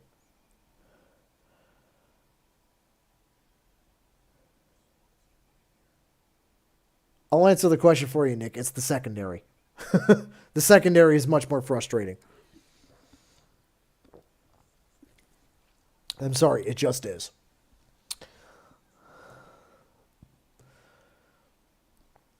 All right, so they're inside the red zone now. Come on, boy, stop him here for God's sake. Gets it out to a man, pushes forward, gains about 5 or 6. Yeah, fair enough. Yeah. I mean, come on. When like I said this on the fan, I think I said this on the fan. I think Clay and I agreed on the Fancast. I'm not sure. I think, Clay and I agreed on this one. I hope next season they give the full keys to Kevin Ivan. Because we've seen what a good defense looks like with Josh Fields, and we've seen what we've seen out of Jason Shivers. So I want to see what Kevin Ivan can do now. So second down and 4, launching it to the end zone, wide open again, touchdown. Why am I not surprised? A Jason Shivers secondary. Why am I not surprised?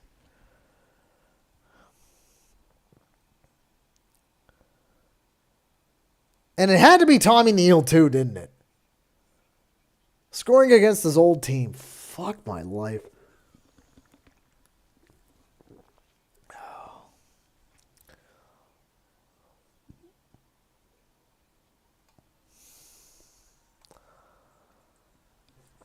So let's see what Saskatchewan does here. Are they going to kick it, or are they just going to?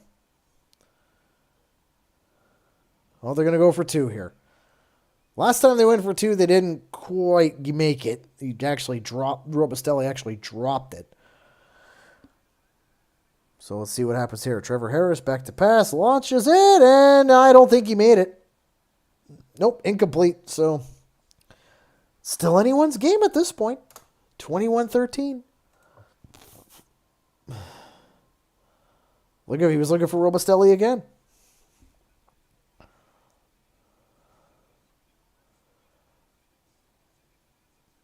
I mean, for God's sake, you leave him that. How can you leave him that open? I've said it before. I'll say it again. We know what a Jason Shivers defense does. This is he leaves the flats open, and there's going to be big gaps in the zone. For God's sake, man.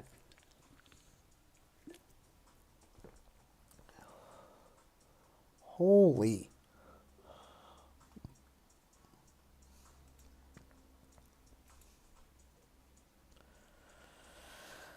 All right. So it's still pretty close. Like I said, I'm not entirely confident, but it's still close. It's an 8-point, 8-point lead. Third quarter. At this point, it's still anyone's game. It's pretty much still anyone's game right up to 57 plus 3, right? So I'm not rage quitting yet. Not that I could rage quit. This is a live stream. Although me rage quitting on live would be interesting. It was just me getting up, getting out of my chair, doing whatever chores I need to do, and then shutting the stream off. But whatever.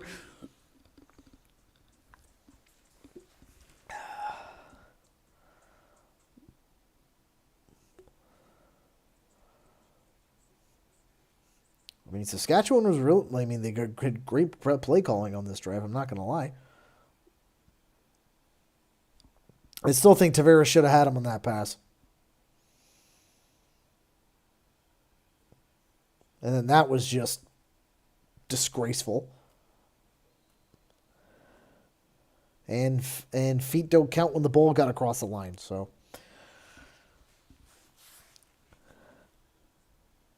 Jean LePage, didn't she win before? High fly ball. Not worth rage quitting when your team won't be in the playoffs. Yeah, you're right. To be fair, I already rage quit on this team when they lost to friggin' Hamilton. So when they were down 32-9 at the half. It's like, yeah, I'll just listen to the rest of the game listen to Hoagie and Ben on the rest of the way, and just said screw it.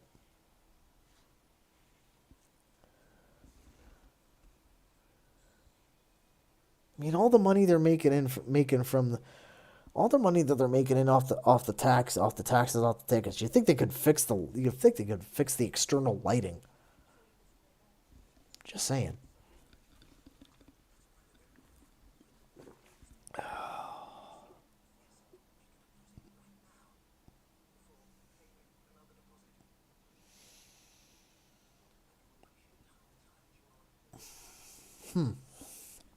Interesting.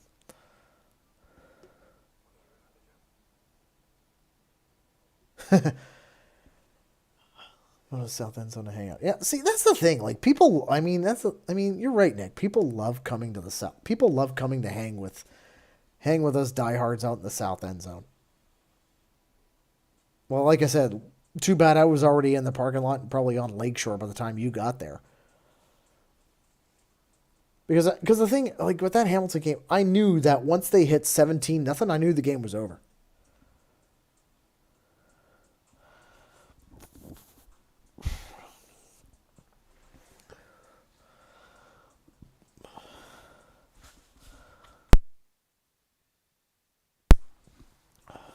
I have to get more beer. Got one more in there.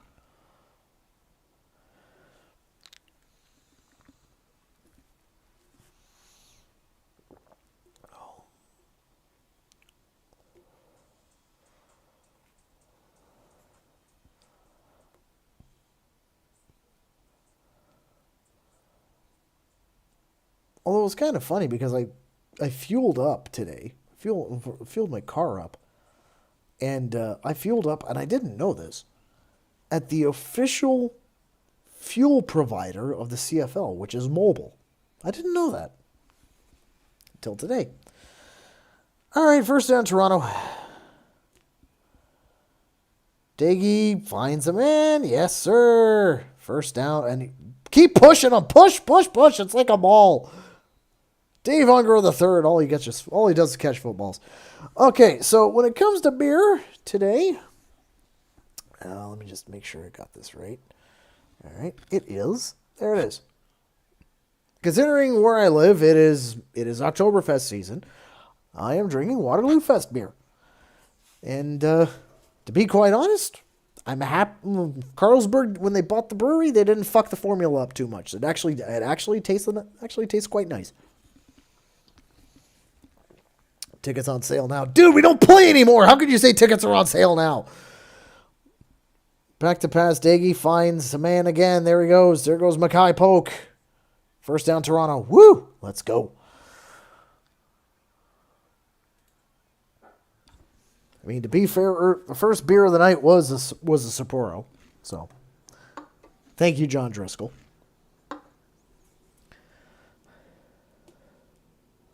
Waterloo Brewing has solid beers. Yes, I am very partial.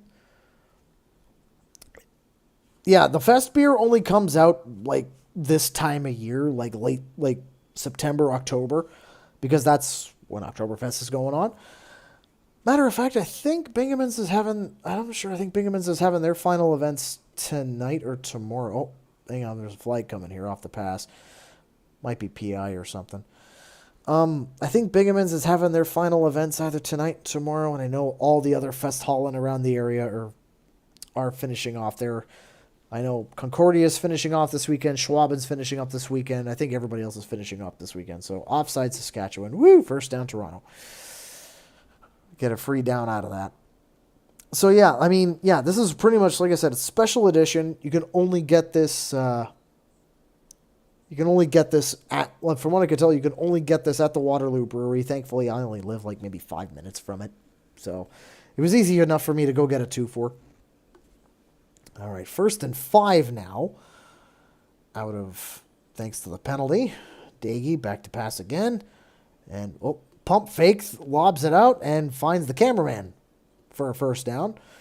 If the cameraman were legal. Tried longboat. See, here's the thing. I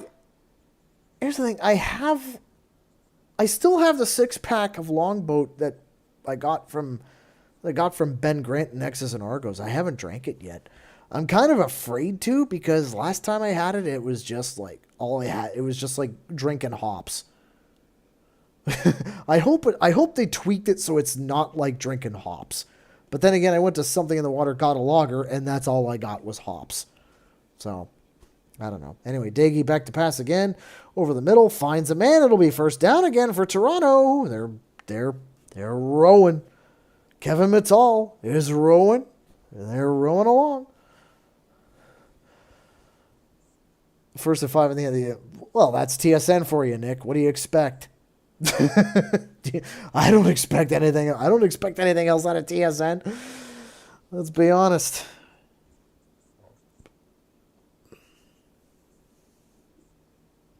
It's like there's more to beer than hops, you know? Like, you got to make it at least somewhat palatable.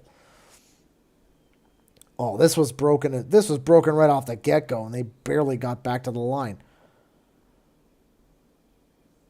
I have a feeling this is going to end up being another field goal here.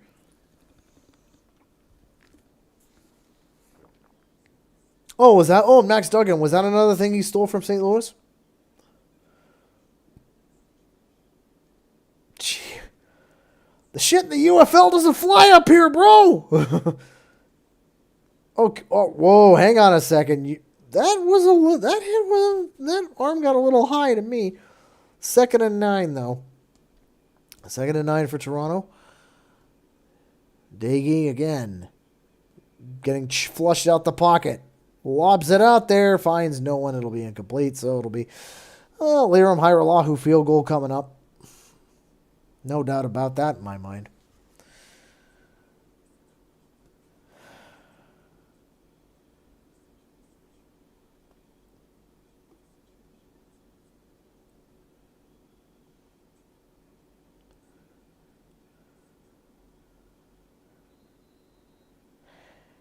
Yeah, he didn't look too happy about that.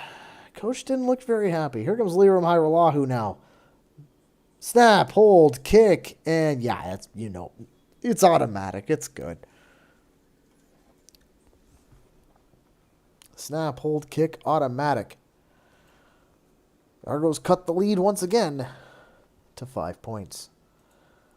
Okay, with this commercial break, I am going to take a quick trip to the loo. And I will be right back. So don't go anywhere. Nick, I think you're going to like this. Don't go anywhere.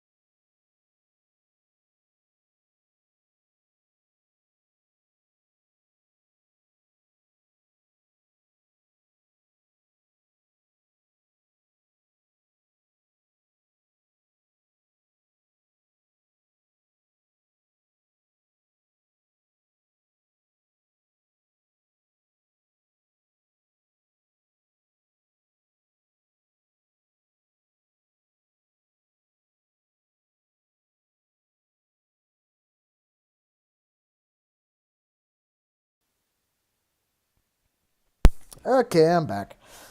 Yeah, considering I've been to Mosaic twice.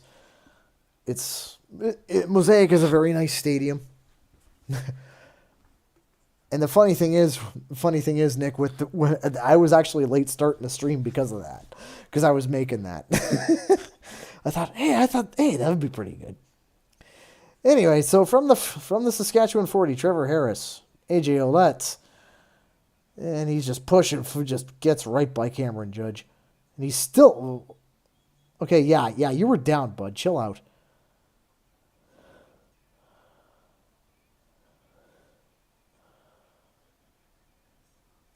What the fuck?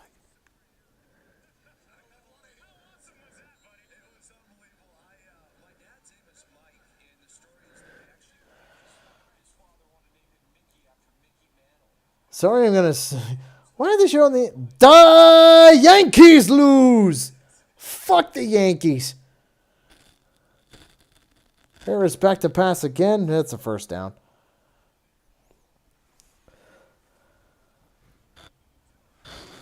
The Yankees lose. That clip is gonna live rent free in my head for at least a month.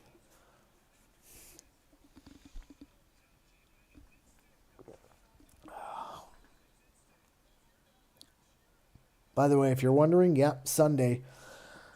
I gotta tune in later to find out who Toronto gonna face, because either way, it's gonna be a good opponent in my opinion.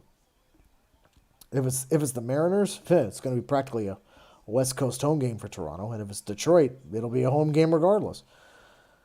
AJ Olette again rumbling along. He gets another first. Who's pretty close. Jays win. Nah. The Yankees lose. The fact that when he said that, Derek Jeter and A-Rod were just on there, and you just see their souls leaving their body when that happened. Oh my God, that was so funny. That was hilarious. 2nd and inches for Saskatchewan. Yeah, come on, they're going to make this. Come on, we all know it. Yep, made it. First down. But yeah. The only thing I can think of right now is I'm thinking there was the Argos are getting sacrificed so the Jays can win a World Series. That's in my mind, and I'm thinking that's probably why we were shit. Because the years that the Jays actually did very good, the Argos were actually not good. So it seems like we transferred our championship winning energy to another team for rent the energy to another team for a season, and then yeah. So 1st and 10 Saskatchewan again. AJ Olette rumbling along. Now why weren't they doing this earlier in the game? And stupidity.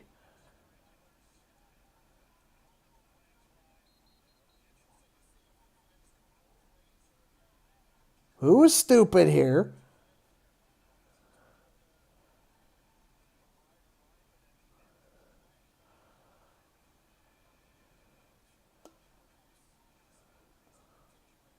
Who decided to be dumb? Who decided to be a dum-dum?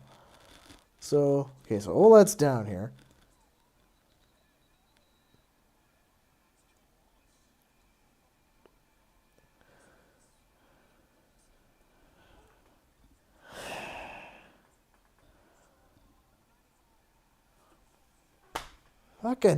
You fucking dummy.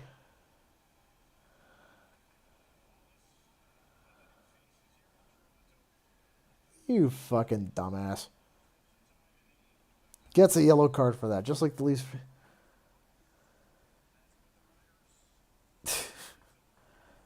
Technically, out of those 56 years, every team that has won it has been an expansion team.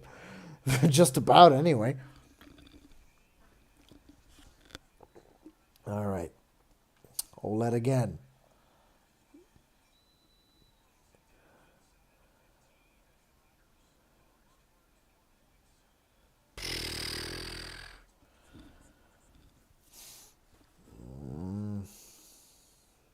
Second and 4 from the 12. I'm thinking they're probably going to go end zone here. I'm thinking they're going to go end zone. They're going to try to put this game to bed. Final play of the third, by the way. So I'm going to have to change up the score bug in a second, regardless. Here we go. Final play of the third quarter. Harris back to pass over the middle. Did he get it?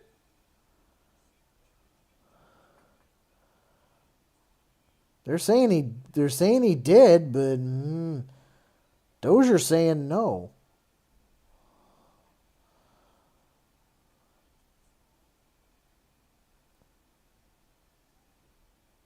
No, he got that. He got that ball.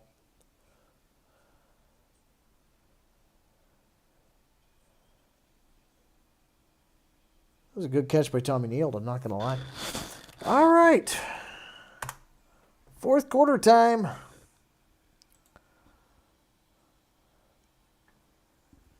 Gary Bettman's fault. Yeah.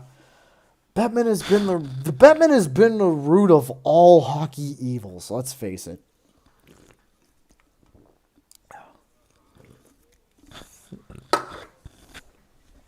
Let's get another one going here.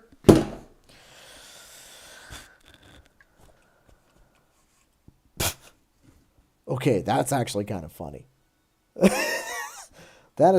They put up an ad. Okay, on the CFL Plus feed, they put up an ad for preseason futures. And we're in week 19. Yeah. Not a lot of thinking going on there, is there? You would figure they would put an ad for, I don't know, all CFL voting would have been the right idea. But, oh well. Salut, boys.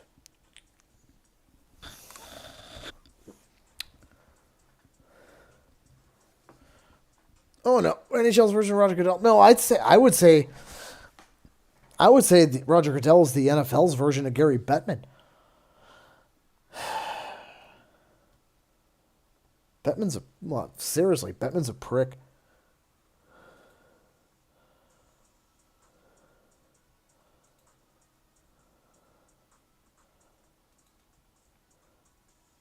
All right. Well, might not.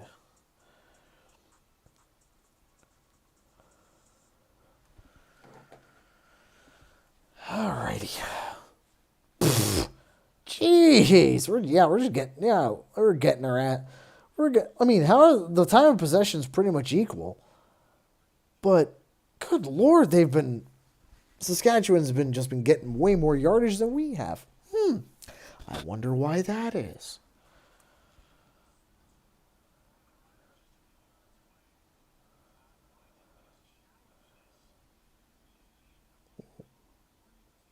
Oh, are we gonna hang on?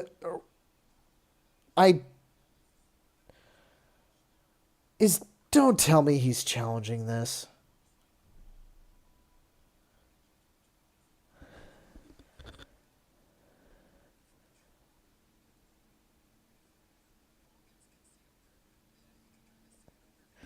I mean, here's the thing. Regardless of whether it hit the ground first, I don't think he's going to get it.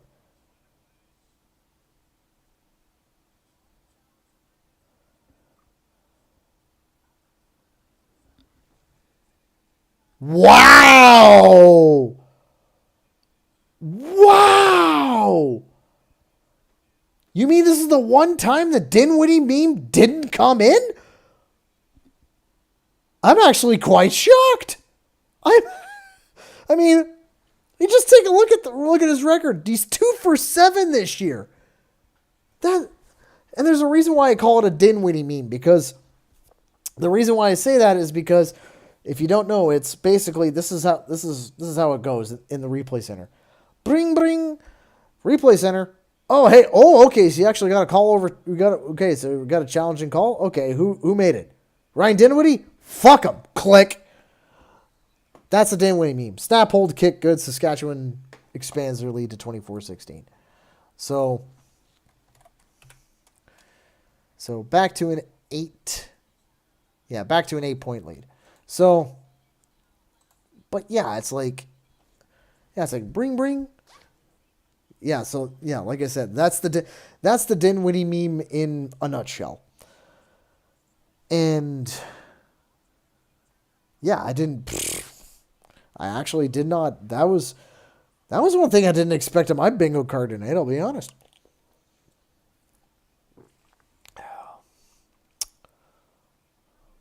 So Argos are going to get the ball back at the 40 here, and so as we start the fourth quarter. All right. Looks like Daggy's still into Kevin Mattal.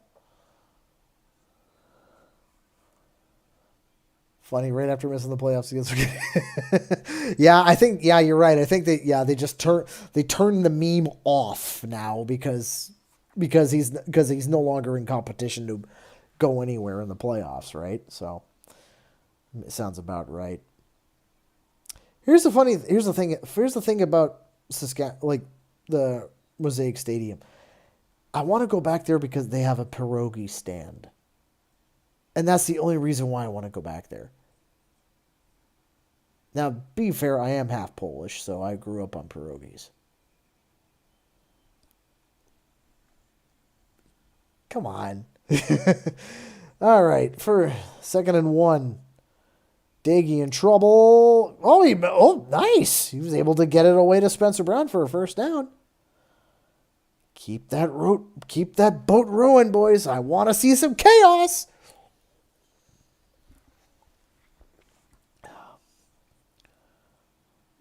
I mean, broken as hell, but it still worked.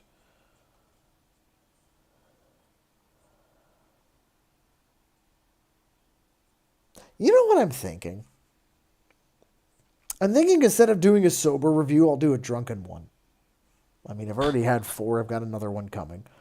So, anyway, Daggy back to pass again. Wide open, finds Dave Unger III. All he does is catch footballs. First down, Toronto. Prefer the onion pierogi. See, here's the thing. When it comes to pierogi, there isn't a bad option if you're looking for the savory. Like, personally for me, I mean, everyone's going to gravitate toward potato and cheese because that's fine. And that's fine. Me personally, I love going sauerkraut and mushroom. If I'm looking to shake things up. Oh, nice little route here by, who is that? By Mackay Polk. Gets 5 yards. It'll be 5 or 6 for 2nd down. But yeah, like I said, everyone tends to gravitate toward potato and onion, and that's fine. But see, Mav, that's the way if I'm not in a hurry and I want a gourmet experience, that's the way I go. I boil it first to get it all softened up, and then I pan fry it the rest of the way to get the nice crust on it. That's the way I do it. So 2nd down and 5. Daggy launches it up there to find a Saskatchewan Roughrider. They're saying incomplete, and Daggy's hurt. Like, dude, he's been hurt all fucking game. Get him the fuck out of there.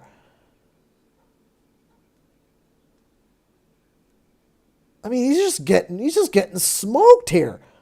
Like, again, his head bounced off the turf, for Christ's sake. Like, returning him into Zach Collaros in real time. Yeah, and that was very much an incomplete ball. But still, like, he's turning into Zach Collaros in real time here. That's already 3 good shots. Liram Hiralahu, snap, hold, kick, good. So 24-19.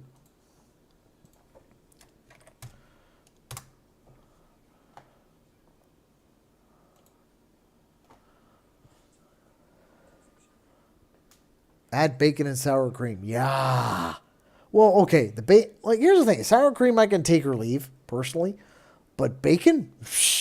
Me, personally, I tend, if I'm going all out for pierogi, I will fry up I will caramelize some onions, fry up some brown mushrooms, saute them as well. Pierogi go in at that point. Throw some butter in there. Tiny bit of liquid. Doesn't matter what the hell it is, just to declaze the pan.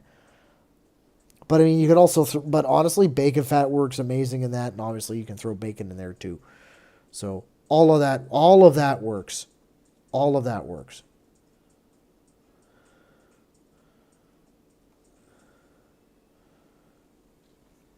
All of that works. I mean, there really is no wrong way. Like, everything works when it comes to making pierogi. It all works, ultimately.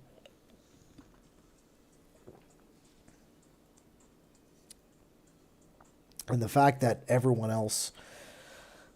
lot of other places have picked up on, like, a lot of other European nations, and basically said, "Hey, this is not a bad idea, and we'll do whatever we want."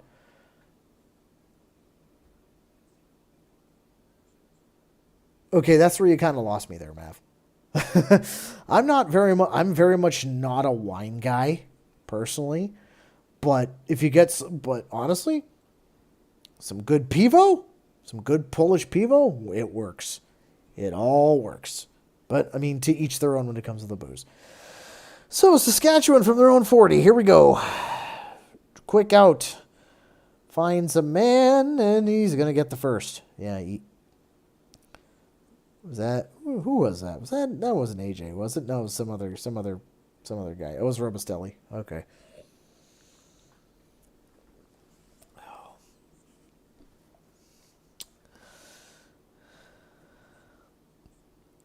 Argo's defense needs a big stop here.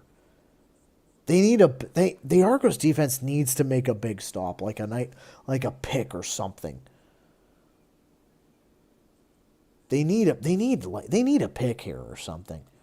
So, Trevor Harris back. Oh, he's going deep, and nice swat down by Benji Franklin, the most improved defender on our team.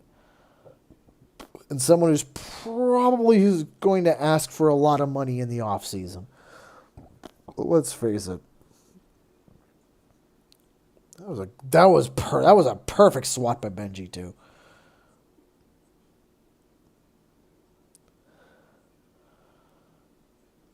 A turnover, I would take a turnover of any type right now. Fumble, pick, turnover on downs, fucking anything. Trevor Harris back to pass again. He's getting swarmed here, and that'll do just as good. A nice sack. Beautiful. Isaac Darkangelo. There you go, son. Good job. Good job. And that's not good. Trevor Harris is very slow to get up. He's very slow to get up.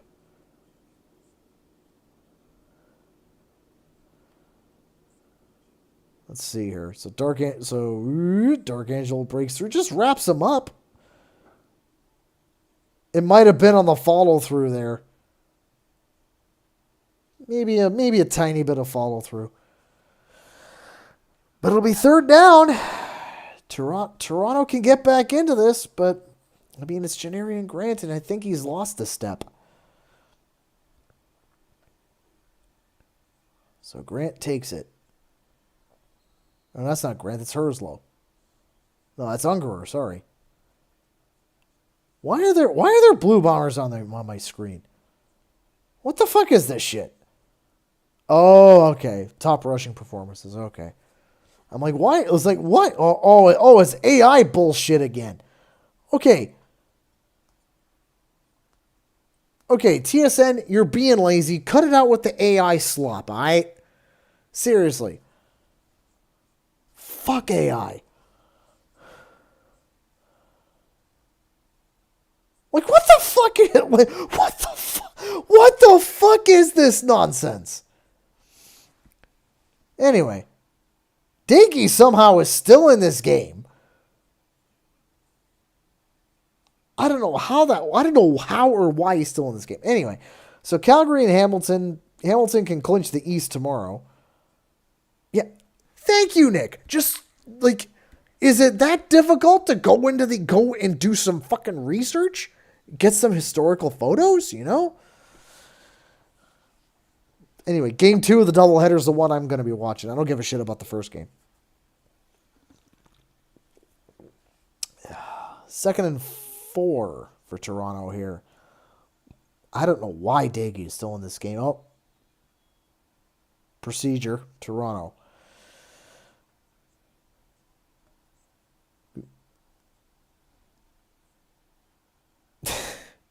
Time count violation. Oh, okay. Okay, all right. You know what, Nick? I would say get out, but I like the view, so don't leave. Get out, but don't leave. There we go. That's boo, boo. That's terrible, terrible. I hope I don't get too big with this, honestly, because then I'd be charging people to do this nonsense. Anyway, 2nd and 9 now. Daggy, he's gonna yeet it. Oh, incomplete. Got in between everybody there, it looked like.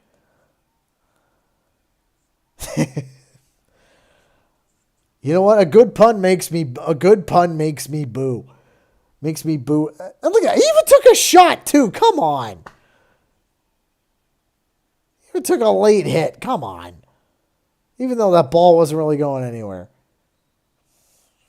Aussie, Aussie, Aussie. Oi, oi, oi. Hager bomb.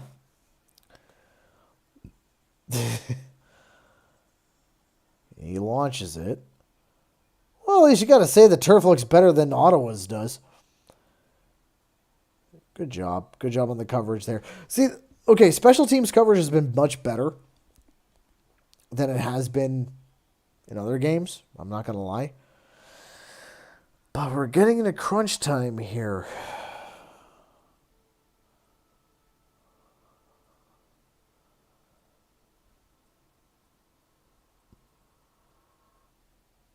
You're probably right. I wouldn't be surprised. Not gonna lie. Let's be honest.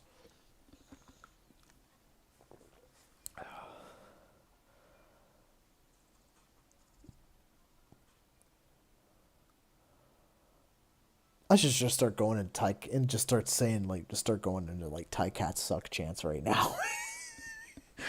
Just to see if I could piss Corey off. Nah, I'm not gonna do that. That's not nice.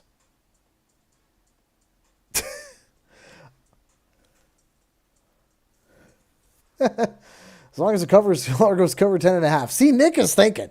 Nick has got money on his mind.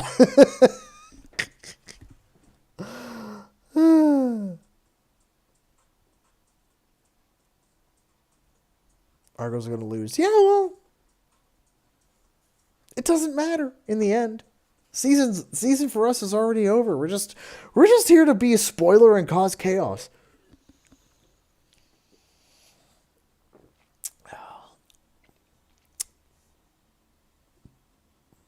That's all I'm going to say. I'm just here to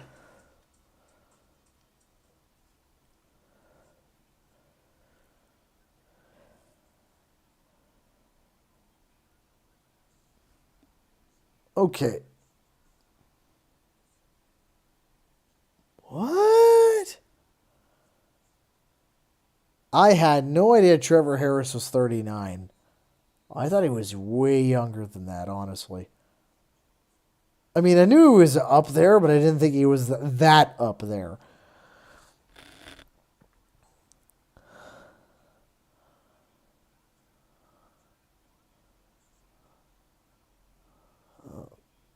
Bertrand Hudon with a run there for 6 yards. It'll be 2nd and 4.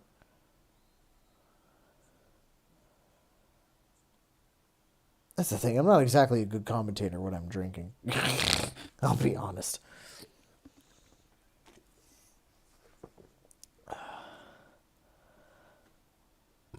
Feel old yet? Not quite. Yeah, a little bit. Not gonna lie. Second down, but there's going to be a holding call here, I think. Yeah, that's not. Yeah. Signal for the first down when you're going back another 10, you wanker. Thank you. Oh, offside. Okay, yeah, you're going back, but I expected 10, but you're going back 5. Okay, whatever. The sad part is, I remember when Trevor Harris was a fresh-faced young lad, being the understudy of Ricky Ray. I still remember that. Still remember those great seasons. And Scott Milanovich was a petty bitch for Toronto as opposed to being a petty bitch for Hamilton. 2nd and 9. Let's see what they can do here. Empty backfield. Trevor Harris gets plunked in the backfield. Brandon Dozier.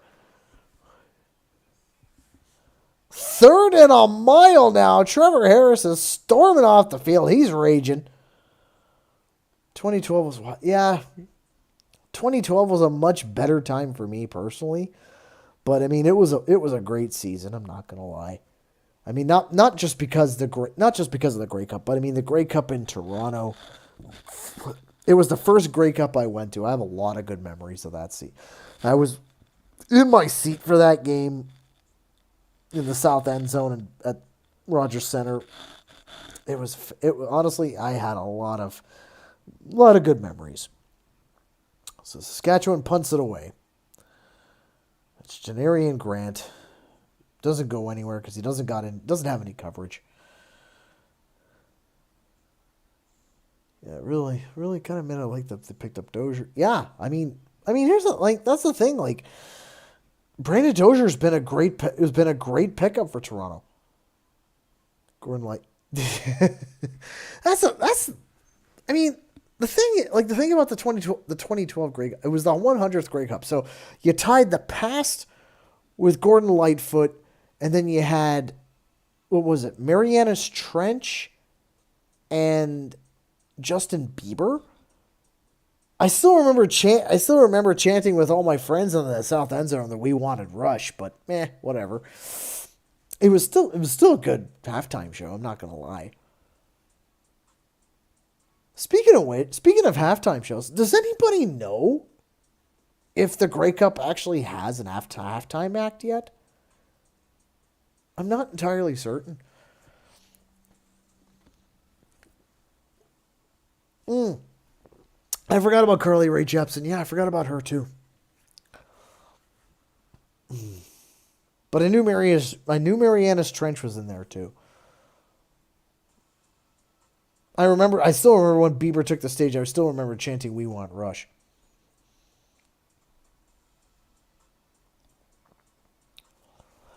I mean, here's the thing. Like, when it comes to the Grey Cup Festival this year, like, I know I'm going to be going, but they haven't really elaborated on what's there.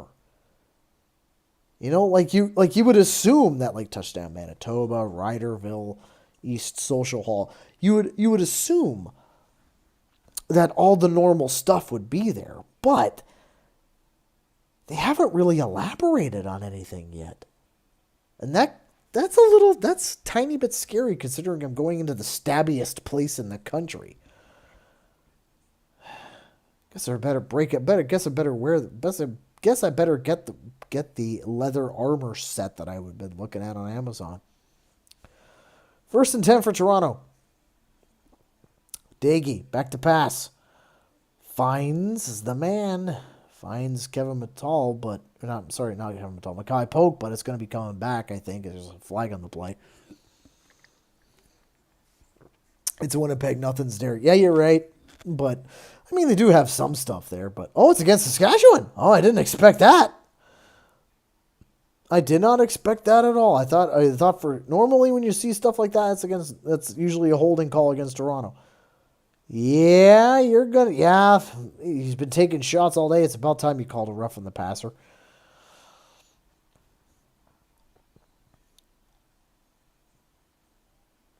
So that's a free 15 yards.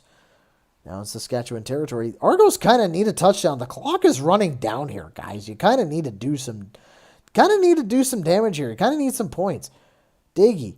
And that's it's another flag coming, but he's like okay, you gotta give him some effort on that. You gotta give Herslow some effort on that.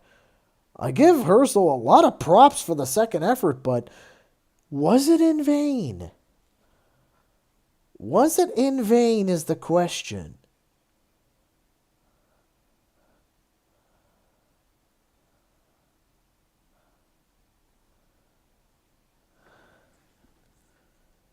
No, it wasn't. Saskatchewan's starting to unravel a little bit here in the late stages.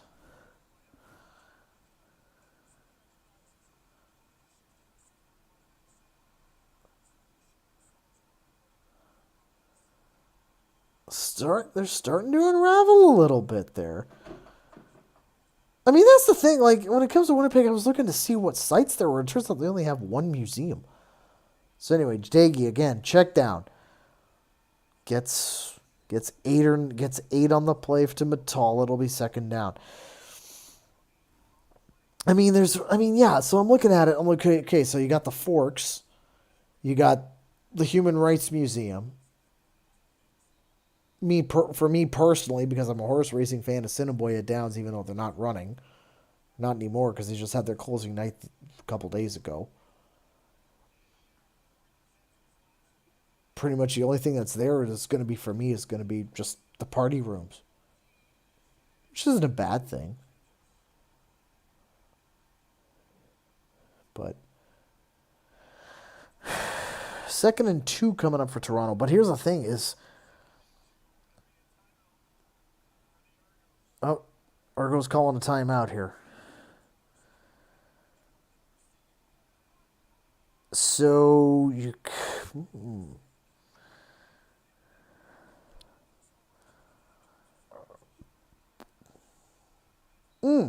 By the way, I'm going to mention it now. I am headed to the Spirit of. I'm more than likely. I'm going to be buying my ticket. We're going to be buying my ticket tomorrow. Spirit of Edmonton breakfast. I'm going to be doing that again for the first time in like 5 or 6 years. The last time I did it, I wasn't really like it just didn't feel right. I don't know what it was. But anyway, Jared Daigie on a flea flicker. Oh! He tried to get away with a flea flicker.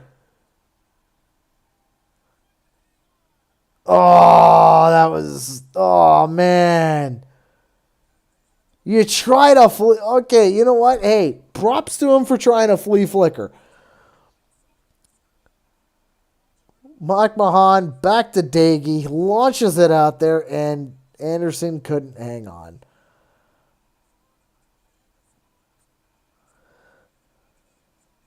Oh, they got a hand up in there.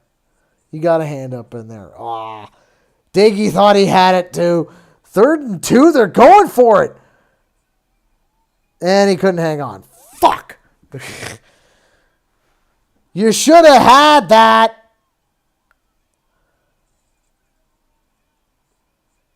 You should have had that, for fuck's sakes.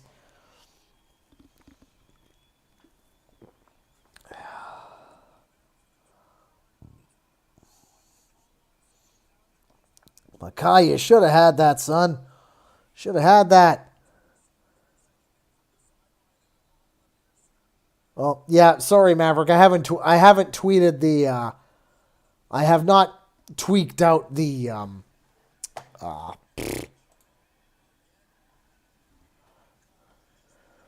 I haven't tweaked the fucking Nightbot yet. Sorry. I don't do this that often. What do you expect? Launches that out there. How the hell did he catch that? How the hell?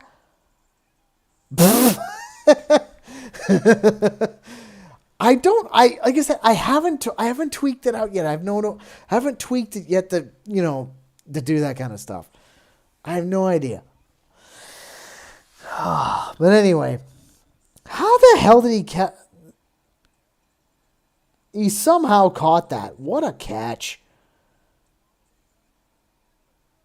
He caught that behind the back of Hood's head.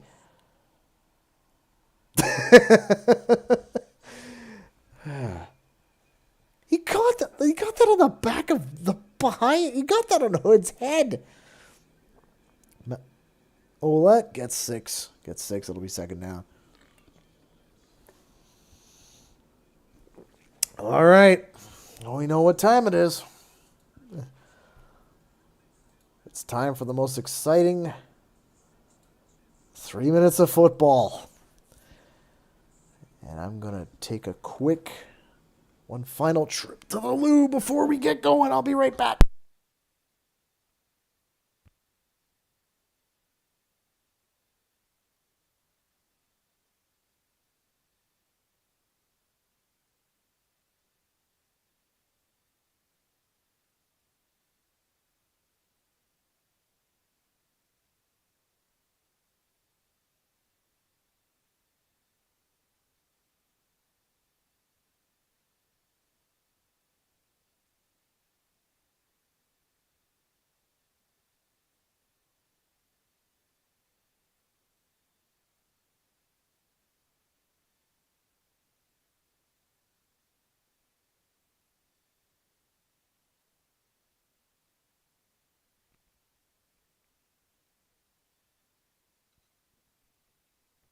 Okay.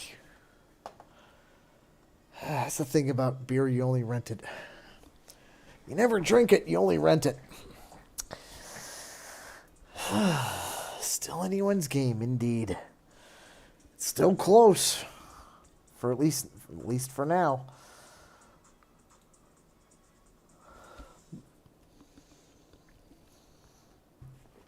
Have I really been doing this for almost 3 hours now? Holy shit.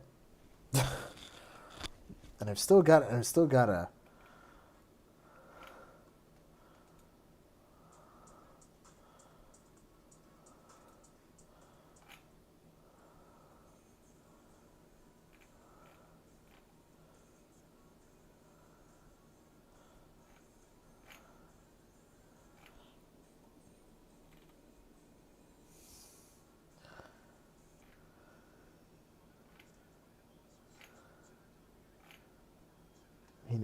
every other looks like every other Toronto team lost tonight. Come on, boys, you gotta make the city proud, for God's sakes.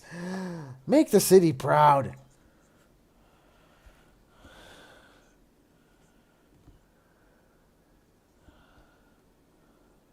Second and 3. We're inside the final 3 minutes now. Oh, they stopped him. They stopped him well short.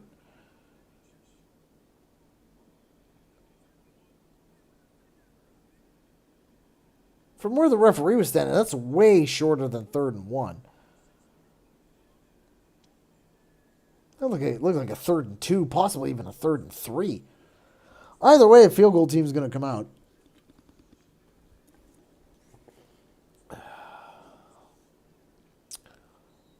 Or is it short yardage? No, it's short yardage coming out.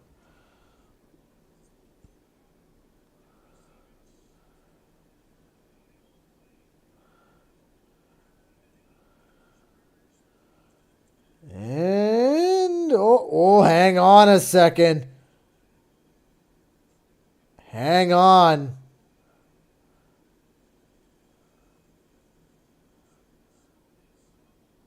TSN being a little presumptive, aren't they?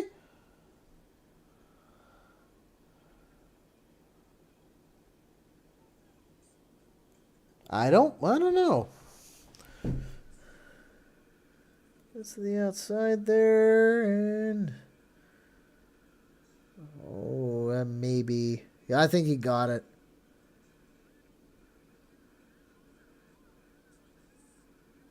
Bringing out the chain gang's out. He is. Oh, he's short. He's short. First down, Toronto. Big call here. And of course, Corey Mace is going to challenge that shit immediately. I wouldn't be surprised. Andrew Chatfield is coming off due to injury. Not that it matters, but hey.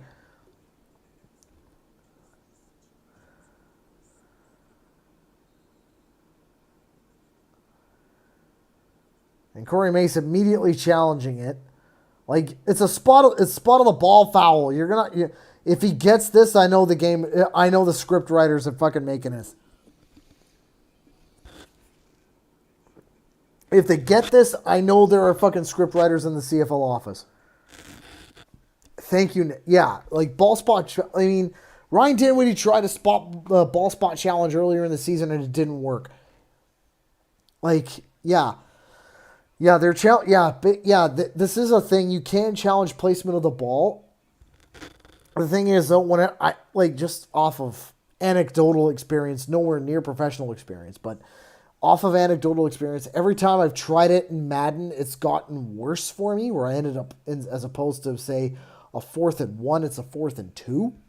You know what I mean? Whenever I've done it in Madden, in the CFL, this is just so hard to, like, these things are just so hard to challenge. But if they overturn it, I'm going to say, yeah, script write. I'm going to basically call script writers. I'm going to call script writers basically giving it to the writers.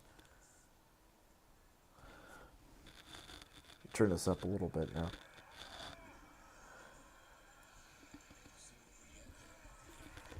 Yeah, just so you know, I am watching this on my phone, so.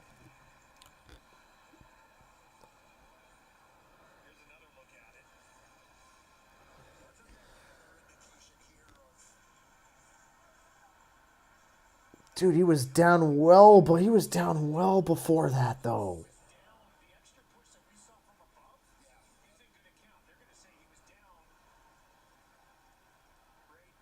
Yeah, and he was short.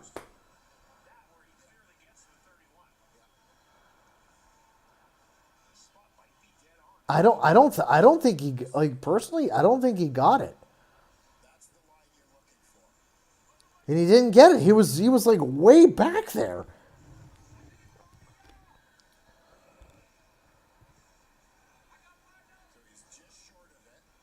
Just short. And he's still short.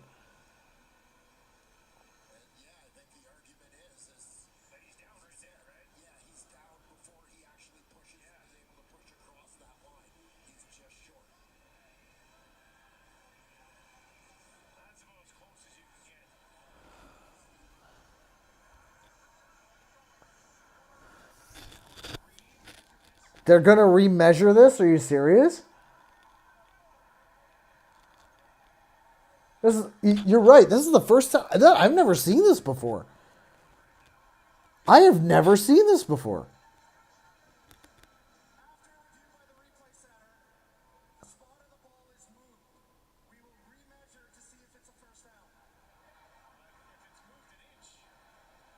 If it's moved forward, that is.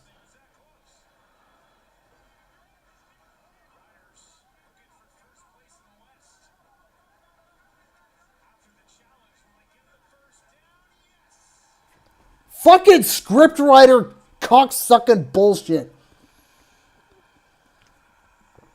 Fucking scriptwriter bullshit again. That is no. I don't know why. Like I said, I need to tweak this Nightbot. But seriously, that's fucking horseshit, dude. Come on. That's bull. Now watch, because of this, they're gonna get. I can guarantee this now. Touchdown's coming. There's a touchdown coming. Just watch. Just watch. There is a touchdown coming. I can guarantee it.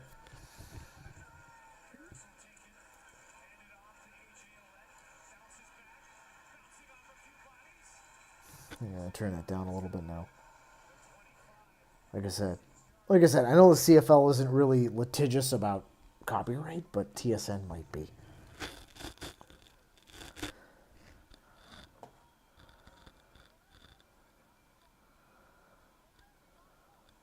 Like, that's fucking bullshit. I'm sorry.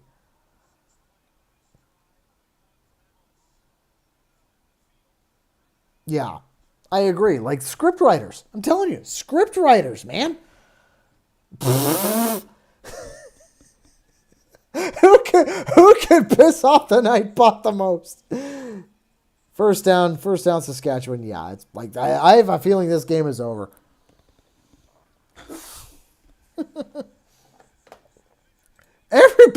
Everybody's pissing them off. Good Lord. Like I said,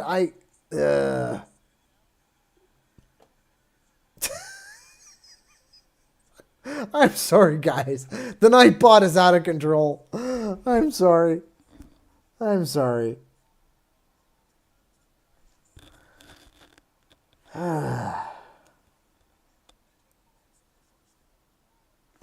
Oh, stick around. I'm going to have a drunken review. Stick around.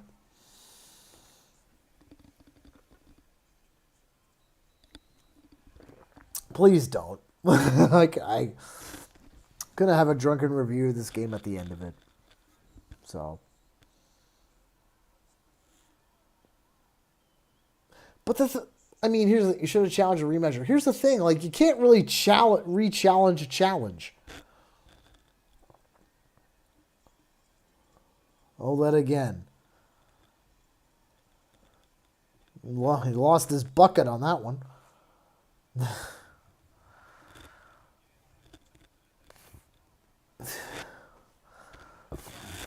Yeah, that would actually be kind of funny now that I think about it. It's like, yeah, just challenge. Yeah, Corey Mace is full of shit. I don't think he's got it. I don't think he's got nothing. One more beer in here.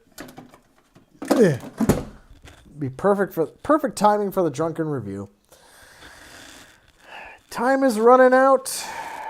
Toronto 14-yard line. Going to the end zone. Incomplete.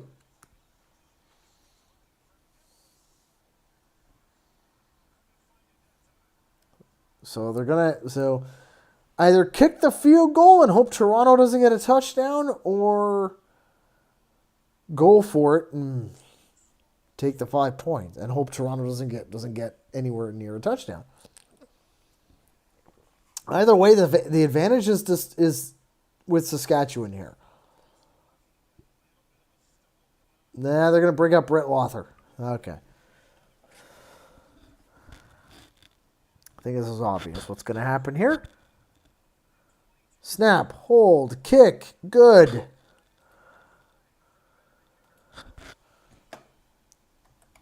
$27-19.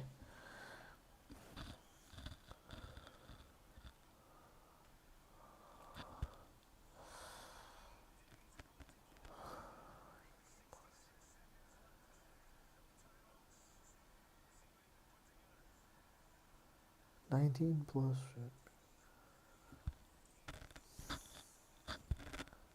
Yeah, so pretty much.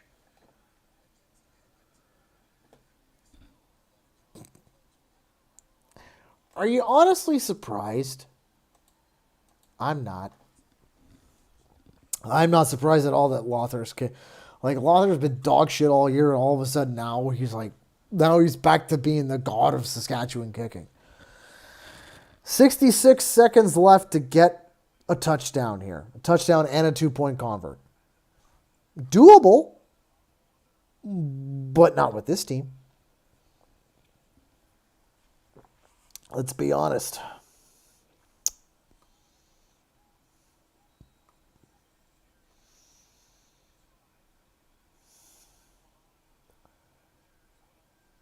Oh, if Janarian Grant breaks through for a touchdown now, it would be funny. I would laugh my ass off.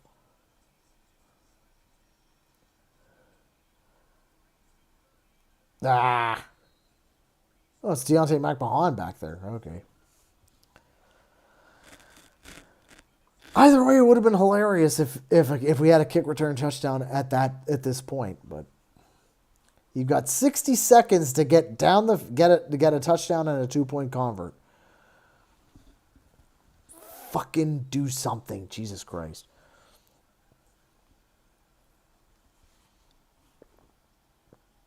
we're in the final 3 minutes of the game.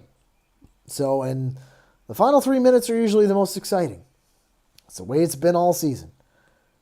Procedure call against Toronto.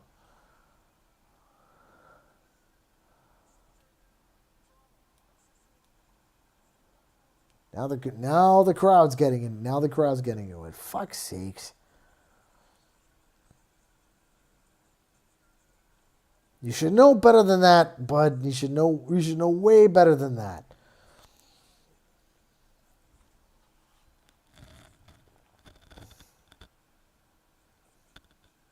Okay, chill out. You're gonna win this game anyway. Chill the fuck out, guys.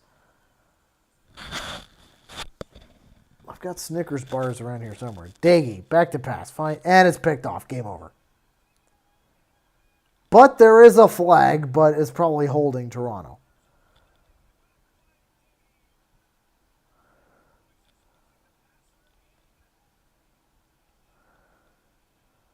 He's walking funny.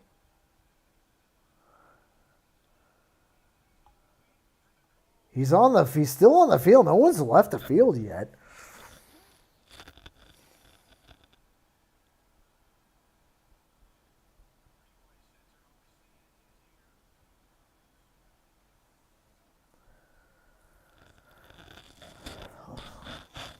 What's the discussion here all about?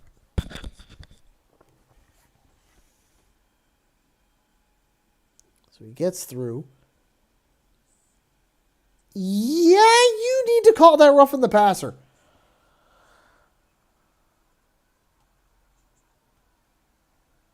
You need to be calling that roughing the passer.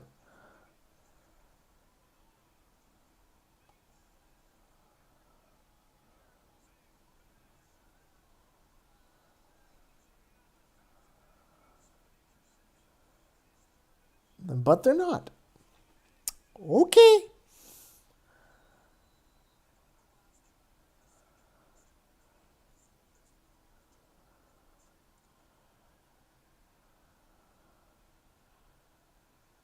Yeah, victory formation. This game's over. Okay, so.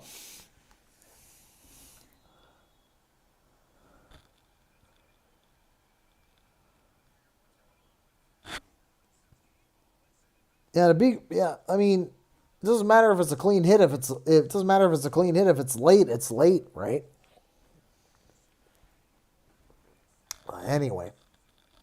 All right, so let's take the score. But all right, so here, just gonna switch this up here because the game is pretty much over at this point.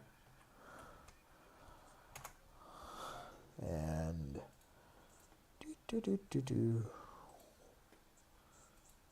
all right. Okay.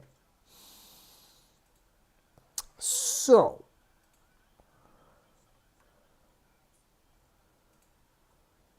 considering the game is pretty much over at this point,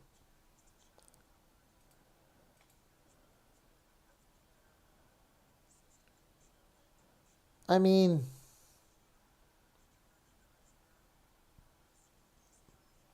okay, so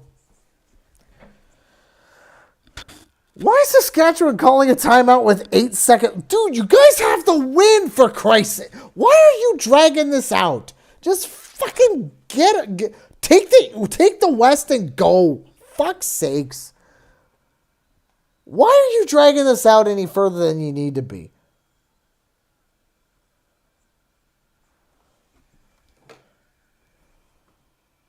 Fuck, like, really? 8 seconds left and you're gonna... Wow. Like, what the fuck are you guys doing?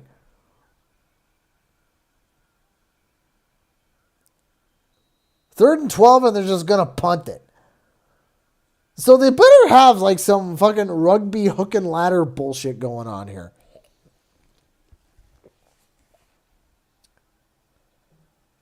You've got 8 seconds. You better, like I said, you better have some rugby hook and ladder bullshit going on here.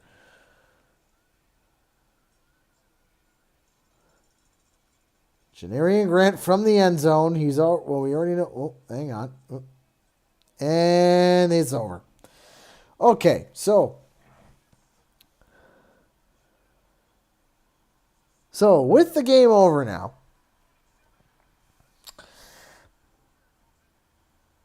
I think instead of a sober review, considering the way the season is, it's going to be a drunken one. So, we were shit, game over. No, honestly though, like, Saskatchewan was exactly what they needed to be for this game in order to win the West. And Toronto was exactly what they were supposed to be, considering they've been shit all season. So, I mean, Jared Dagey, 20 for 31, 221, a touchdown and a pick. A 7.1 average is a little bit better, but it's still not good enough. Tucker Horn, 4 for 5, 35 yards. Slightly less average. Not good enough. Max Duggan needs to kind of dig into the Battlehawk playbook a little bit more. But I mean, if you take a look at the rushing game, what rushing game? We don't have one. I mean, if you take a look, Mackay Polk should have been a little bit better. Dejon Brissett should have been a little bit better. A lot of other receiver, like Felix Garan-Gauthier was actually getting into the game, which is kind of weird, considering he hasn't been in the game all season. But Jake Herslow was 3 for 3. David Ungerer, the third, was 3 for 3. Kevin Mattal was 5 for 7. Those guys were pretty good. Those guys were good. But hang on. I see Genji on the other side of the field. He's wearing the pink jersey tonight. You see Genji over there. I see. That's funny. But I mean, when it comes to defense, they really tried to victimize Isaac Darkangelo, and it didn't quite work. Because that's exactly what you want. They tried to victimize him and it didn't quite work. Benji Franklin was then second in tackles. I mean,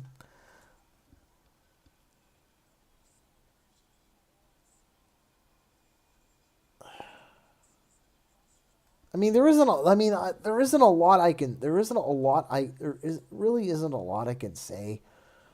If you're an Argo fan watching this, and if you're looking for a positive, this is pretty much the way things have gone this season. I hate to say it. I mean, we ended up losing close games that we should have won. This one, unfortunately, I mean, we were already out of it. I mean, Saskatchewan now.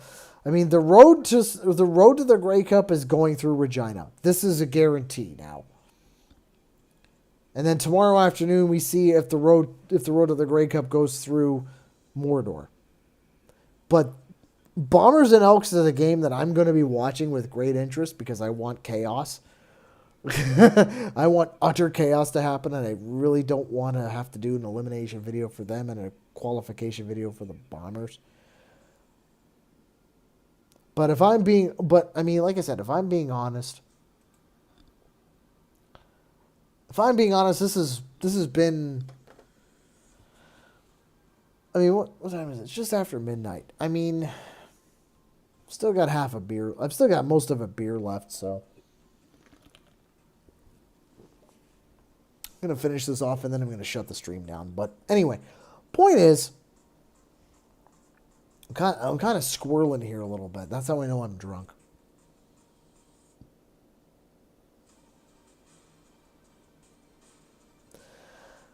But I mean, like I said, the Argos, quarterbacking, they didn't play well. Defense, actually, like I said, they victimized Isaac Darkangel a little bit, and it showed. But we did well in supporting.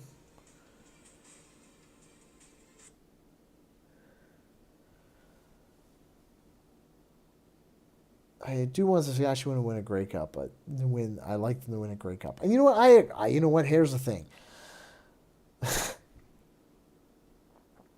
As fans of the top of the mountain, you kind of want to see the lower guys coming up a little bit. You know what I mean? And here's the thing. If it came down to a team who needs to be more who needs to win more Grey Cups than than the university in your city versus a team that hasn't won it in 25 years, yeah, I'm going to go for the university. Because I know the team who won it hasn't won it in 25 years. Yeah, no offense, but fuck you. And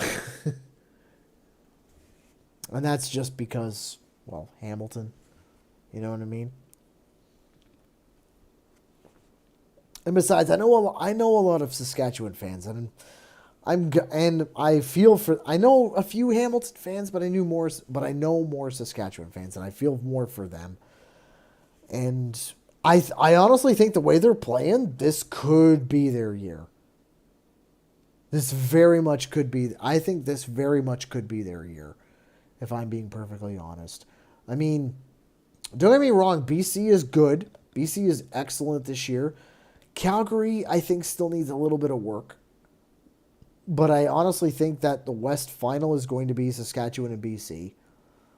And who knows what the fuck I have no idea what the fuck the East final is going to be at this point.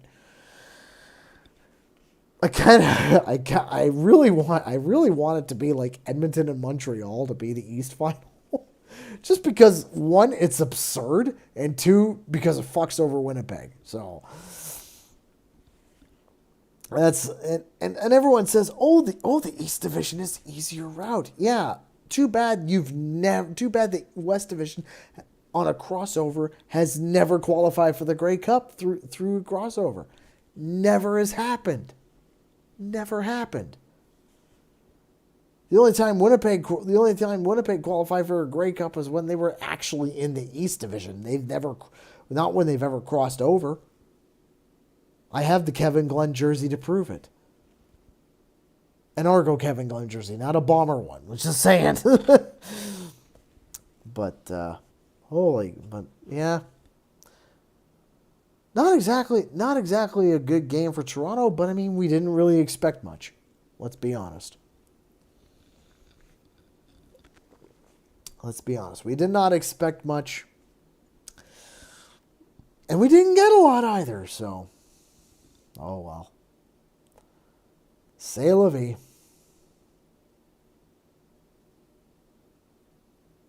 Yeah, this drunken review's kind of gone all over the place.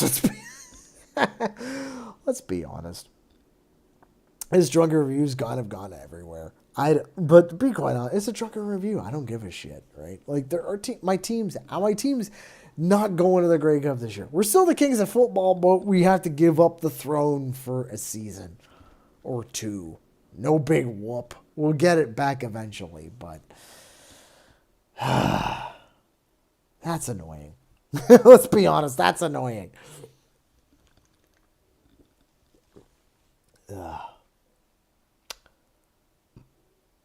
Yeah. I mean, like I said, let's put it. If we're comparing stats here, yeah, Trevor Harris, 23 for 25, 340, and 2 touchdowns. That's darn good. That is Sam Hamill is 6 for 8, 142 yards receiving through the air. And most of that was cutting in on the center routes where Wynton McManus would be standing. That is like they knew exactly what they were doing. Saskatchewan knew exactly what they were doing, and they played their game plan to a T. That's all there is to it.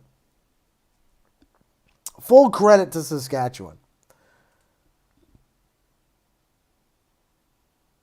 Yeah. Yeah, hell, even in 2023, we didn't win them all. We didn't win them all in 2023 because we lost 2 games and we lost the East Final. So, yeah, we can't win them all, but and let's face it, we don't have anything to prove anymore. We're not going any further than week 20, which is next week. We're not going any further than that. So what's there to prove? Nothing.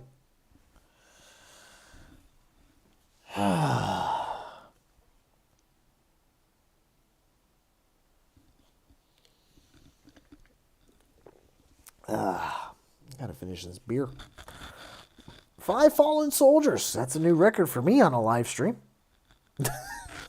Let's be honest. But yeah, might as well mention at this point the live stream schedule. Yeah, so I'll be doing a live stream for the game against Calgary. I've already got it scheduled on YouTube, and that's next Saturday at 7:00. Yeah, more fallen soldiers there. And then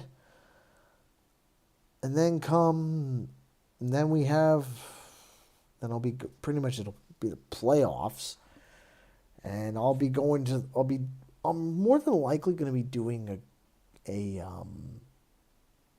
Grey Cup preview. Yeah, I'll be doing a Grey Cup preview video, a long form one. And that'll be before I leave for Grey Cup. And then I'll be going to the festival, and then pretty much once that's done on Sunday, I come home. Probably have a nap to try and clear out some of the alcohol, but then again I'll be drinking again come the actual Grey Cup game. So yeah, that's going to be fun. Yeah. If Alex from the Piffles podcast is watching, I hope you're happy. Because, I mean, hey, you guys kicked our ass. Just saying. Any chance of adding people through Zoom or Skype? I haven't tested that yet.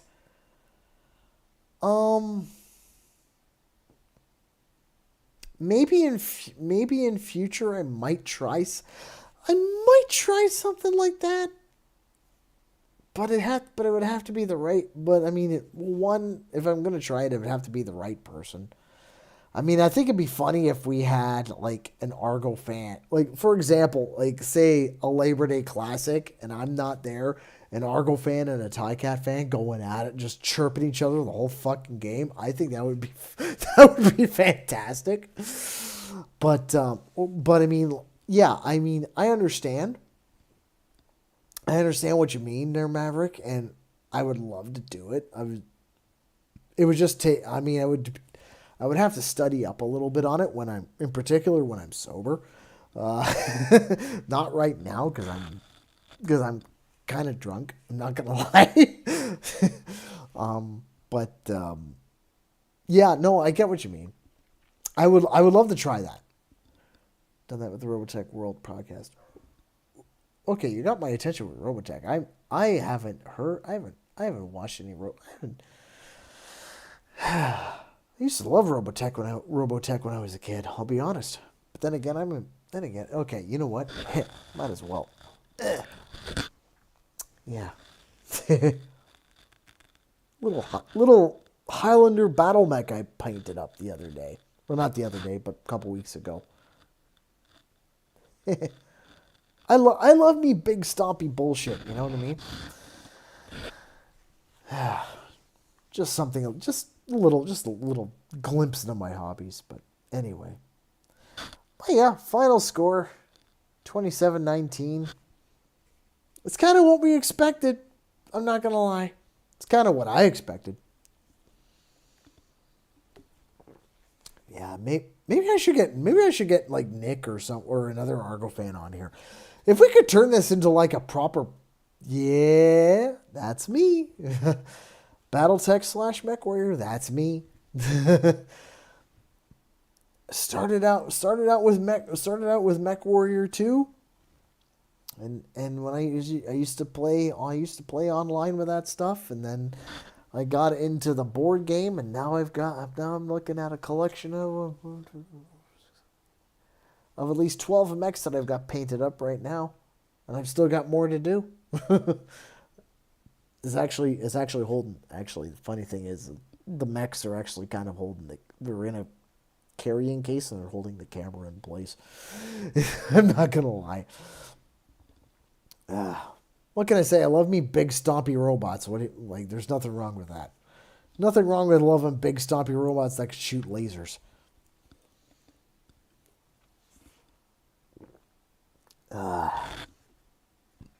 shit, I've still got like half a beer left.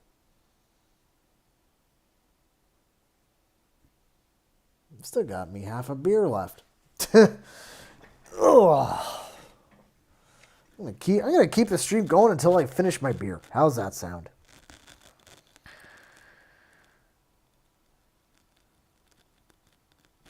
Okay, I find it hilarious. I actually find it hilarious that the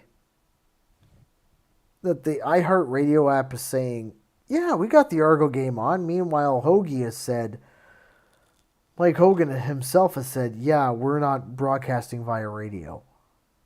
So did they just, you know, did they just,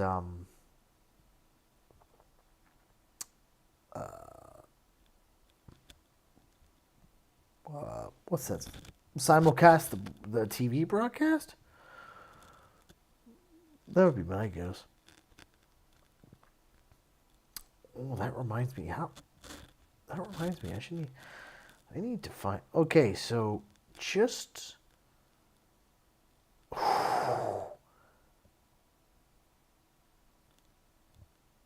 Should I tune into this?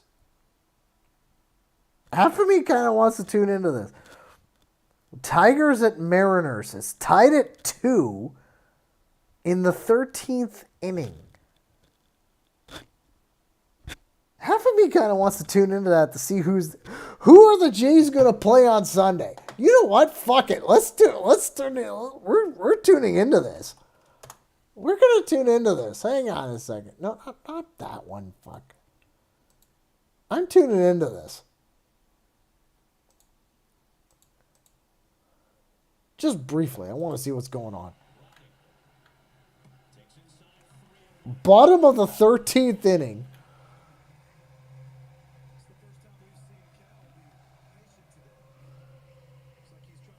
I kind of want to see what the Jays' opponent is here. We're gonna turn that off, though, just so I don't get nailed.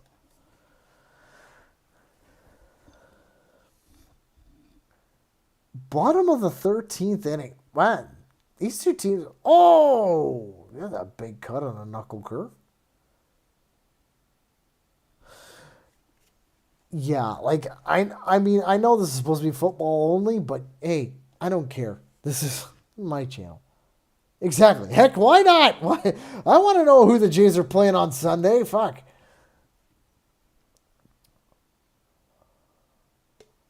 And it looks like Detroit just walked one of the Mariners on. Okay.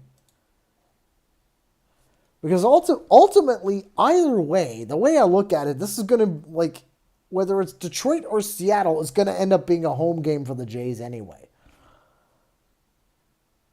Because there's going to be an awful lot of Jays fans going down to either Detroit or across the border from Vancouver to Seattle. Either way.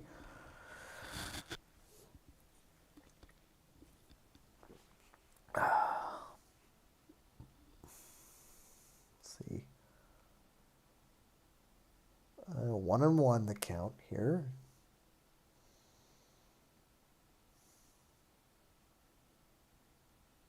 I mean, normally I'm not into baseball, but I can get in. I mean, it's because 162 games is one hell. I mean, if I were to actually do it, it's one hell of a grind. It really is.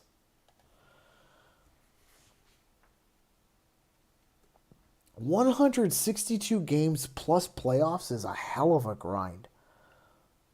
So I don't know, like, if there's any, like, Jays podcasters or any sort of, like, do you guys do, like, honestly,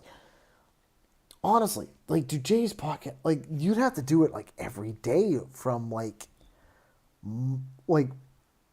February to November. It would be, like, insane.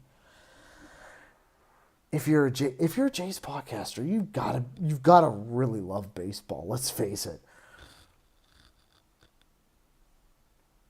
And he just walked him. So men on first and second.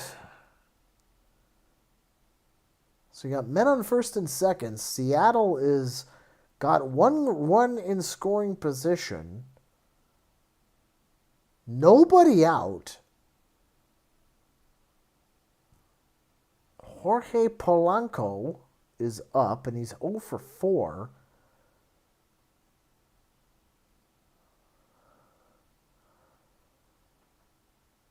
I don't know. It doesn't look very good for the Tigers right now.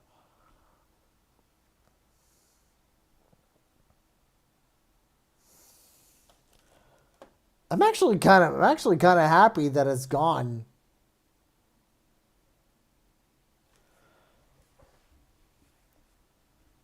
Yeah, football. Yeah, football is perfect for live streaming because, well, I mean, it's you only got one game a week. But I mean, shit. If I were to do baseball, let's put it this way: if I were to do baseball, I would be probably at an AA meeting after Game 7 of the World Series, and I would be doing AA all the way through to spring training. Let's face it. Foul ball, 2-1, the count. Okay. So, like, I don't know. Like, like seriously, like, I don't know how anyone, like, if you're, like, almost a great catch by a kid there. Huh. He actually got solid contact on it. Honestly, like, I honestly don't, like, baseball podcasters, I don't know how you do it, honestly.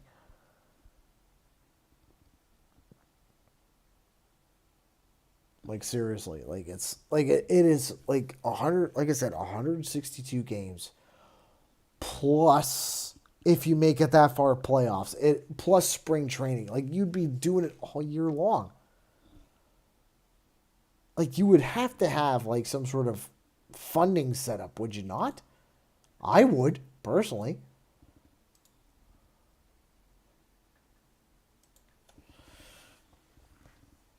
Like, personally, I would have to have some sort of funding setup. It's like, okay, if you want more in-depth coverage, as opposed to me just saying, like, 3 words about the game, then, yeah, join my Patreon. But otherwise, like, it's like, I'll give you 3 words and that's it.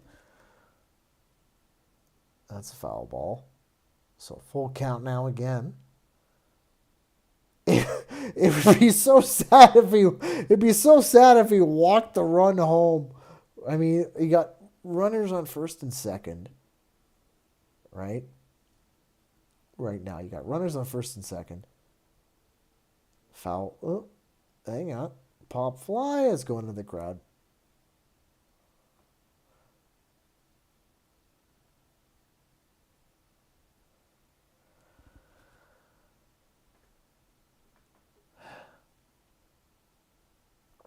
Normally, I wouldn't have any sort of interest in this, but the winner of this game is playing the Blue Jays. So, and quite frankly, they're at the rate the Jays are playing, they're going to be their victim. Swing and a miss, strike 3. First out of the inning for Flaherty here. But yeah, like I said, like whoever wins this game is going to be like the victim for the Blue Jays. So, and not only that. I mean, let's face it. Like, it's going to be a good series no matter what. Because if it's Detroit, it's going to be like that's practically local rivalry at this point, based off of that. I mean, hell, if I could afford to go, I'd go. You know what I mean? But unfortunately, most of my money is going to Grey Cup. So. C'est la vie, right?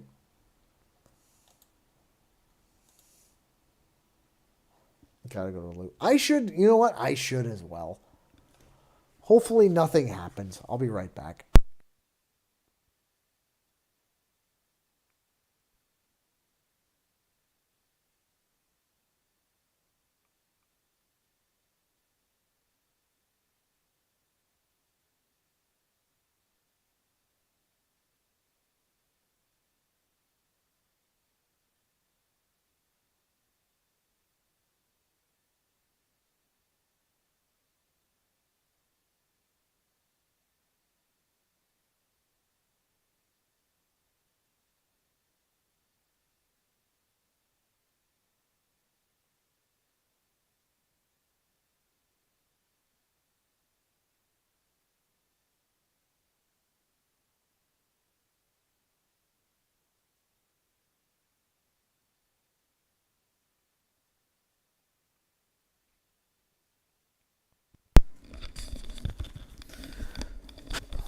Okay.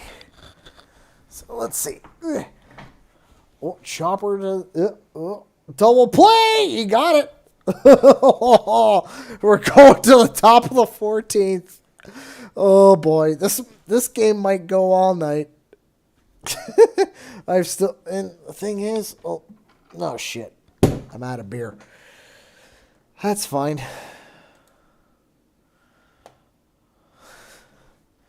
Actually, first thing we're gonna do is we're gonna take off the. We're just gonna go. Boop. Yeah, we're just gonna take that off. There's no point in keeping it. Let's face it. There's no point in keeping the score bug up because the game's over.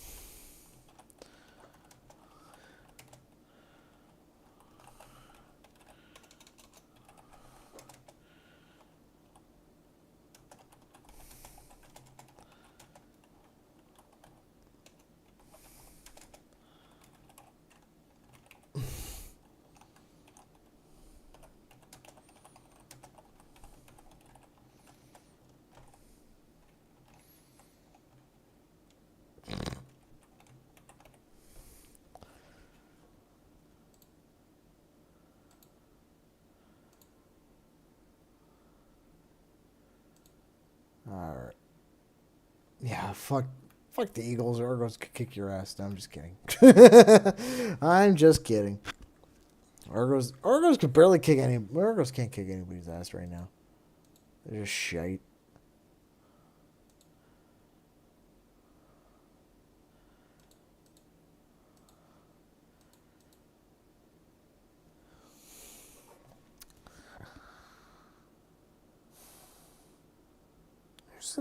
Here's a question. Who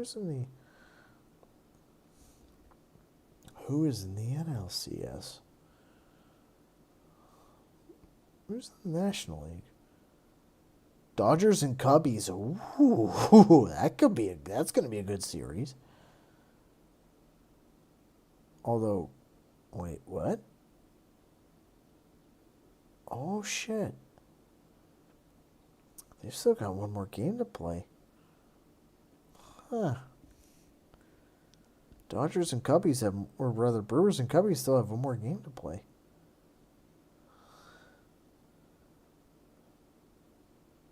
Oh, jeez, and they're the late game. Well, at least I got something to. Personally, at least that way I got something to watch later. If I wanted to get my sports content in. Back, did I miss anything? No, you missed. If anything, you missed a double play. So it's the top of the 14th now.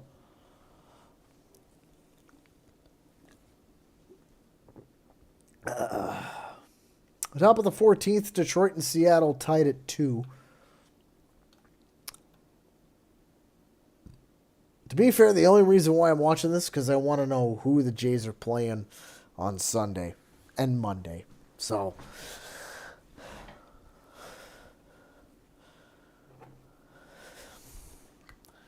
otherwise I wouldn't give it. If it was anything else, I wouldn't give a crap. You know, I would have turned the stream off like an hour ago.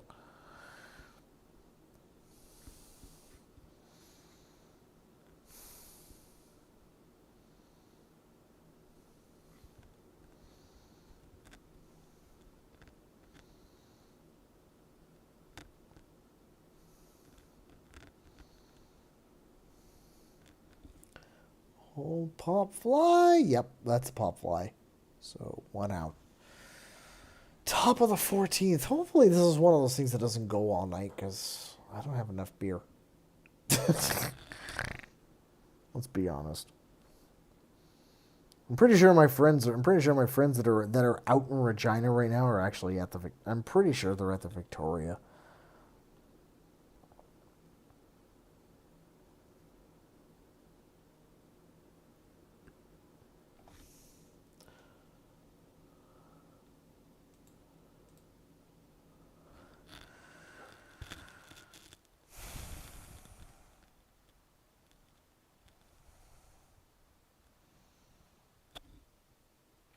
Oh, base hit for Detroit. And that's a double.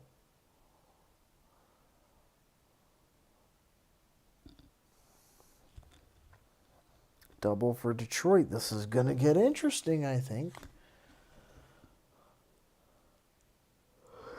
Good solid contact on that one.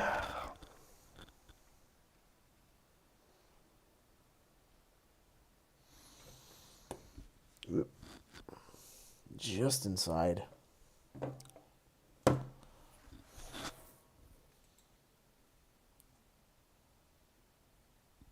So Detroit has a man on second now.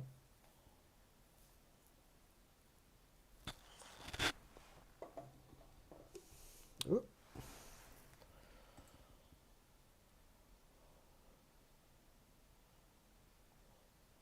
Fouled it off 1-1.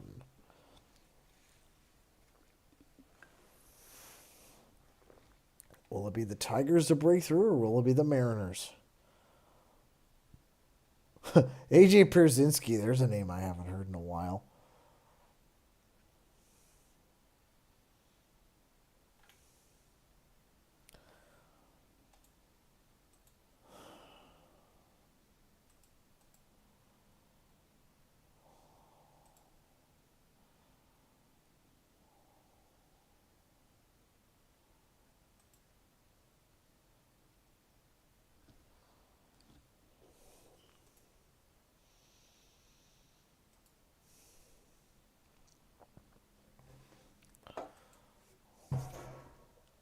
Ow! Fuck, I just bashed my funny bone. Oh, that hurt.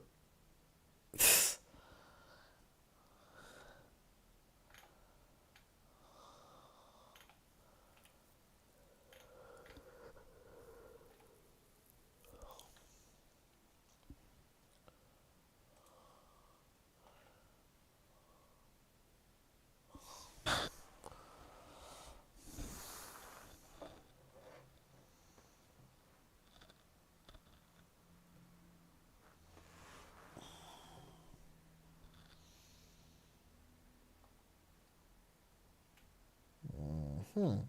And here's the pitch. Swing and a miss. Strike.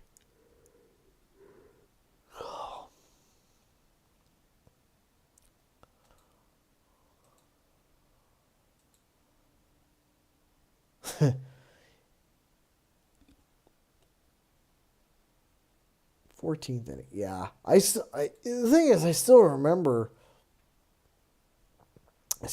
back in the day when the Expos were still around, and I think they had like a game that went to like, I don't know, 20. They went like 23 innings or something like that. It was ridiculous. Can't remember exactly.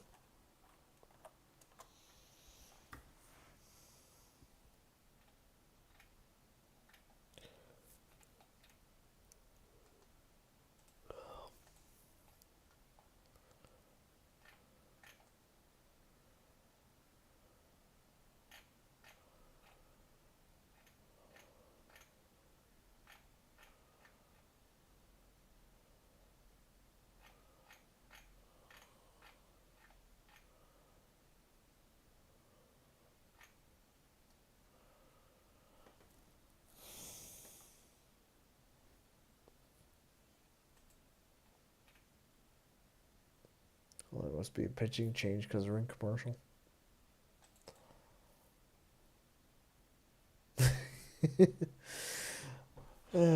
This is funny how I'm still. It's what? 12:40 at night. Argos got their ass kicked, and I'm still going. And I woke up. It's at like 4:00. Maybe at like 4:20 this morning.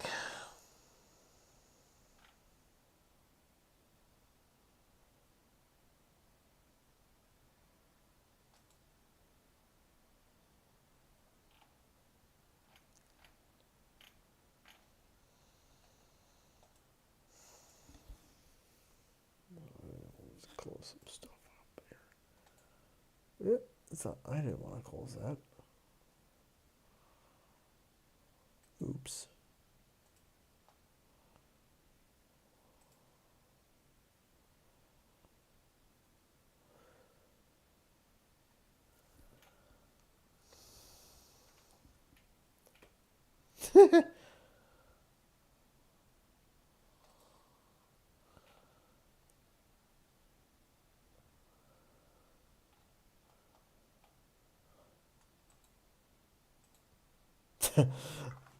The Jays just tweeted like a referee kind of like wincing as two fighters were going at it. I thought that was funny. That's that's hilarious because it's like, well, shit.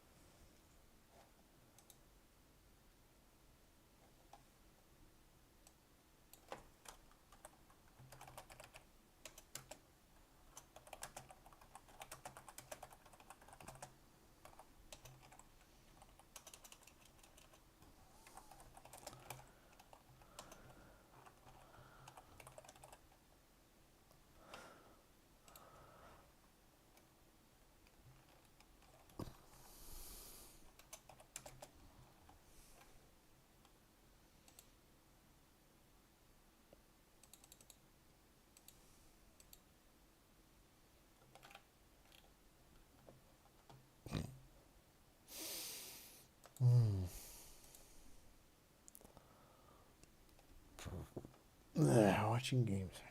Yeah, I actually found a stream that's actually pretty good. Showing commercials for Toyotas right now. Kind of catching up in Twitter right at the moment, so.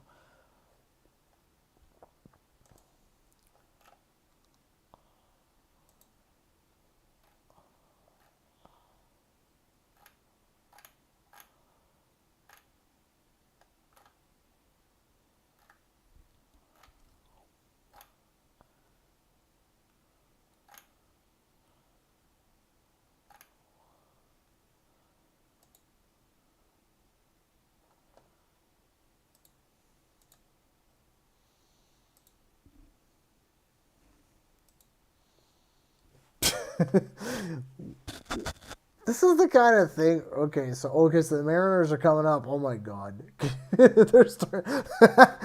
at their scoreboard. Looks like they're just starting to starting to overlap it. That's hilarious. That's hilarious. That's funny as hell. Pardon me. Ooh. Oh. Yeah, I think I've had too much.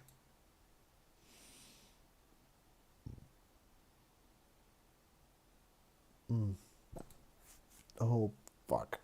Hang on.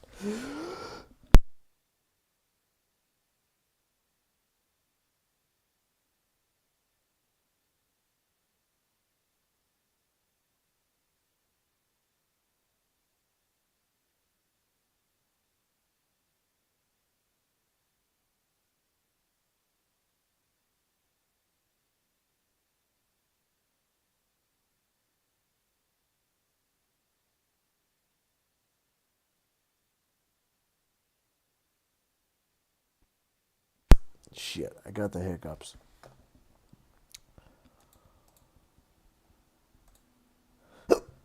Fuck.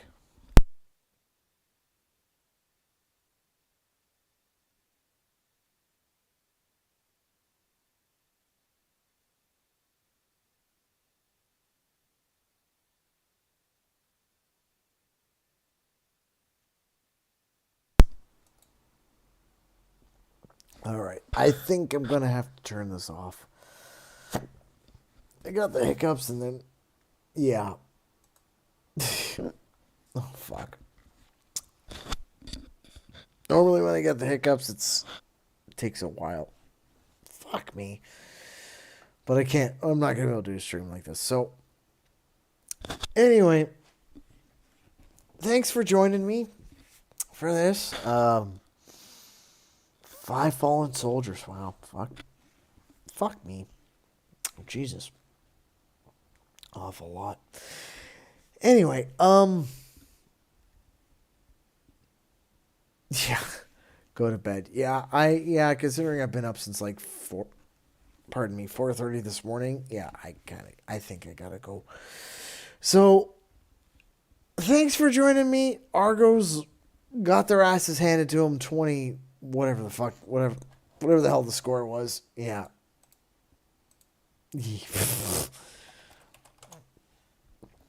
Yeah, I could tell I'm drunk. Yeah, 27-19. Sorry, I had to look that up.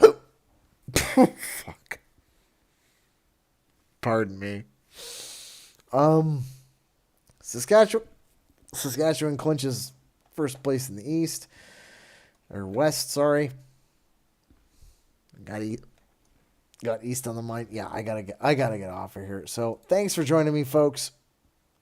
I will see you next. That's gonna be annoying. I'll see you guys next time. Take care, everybody. Bye-bye.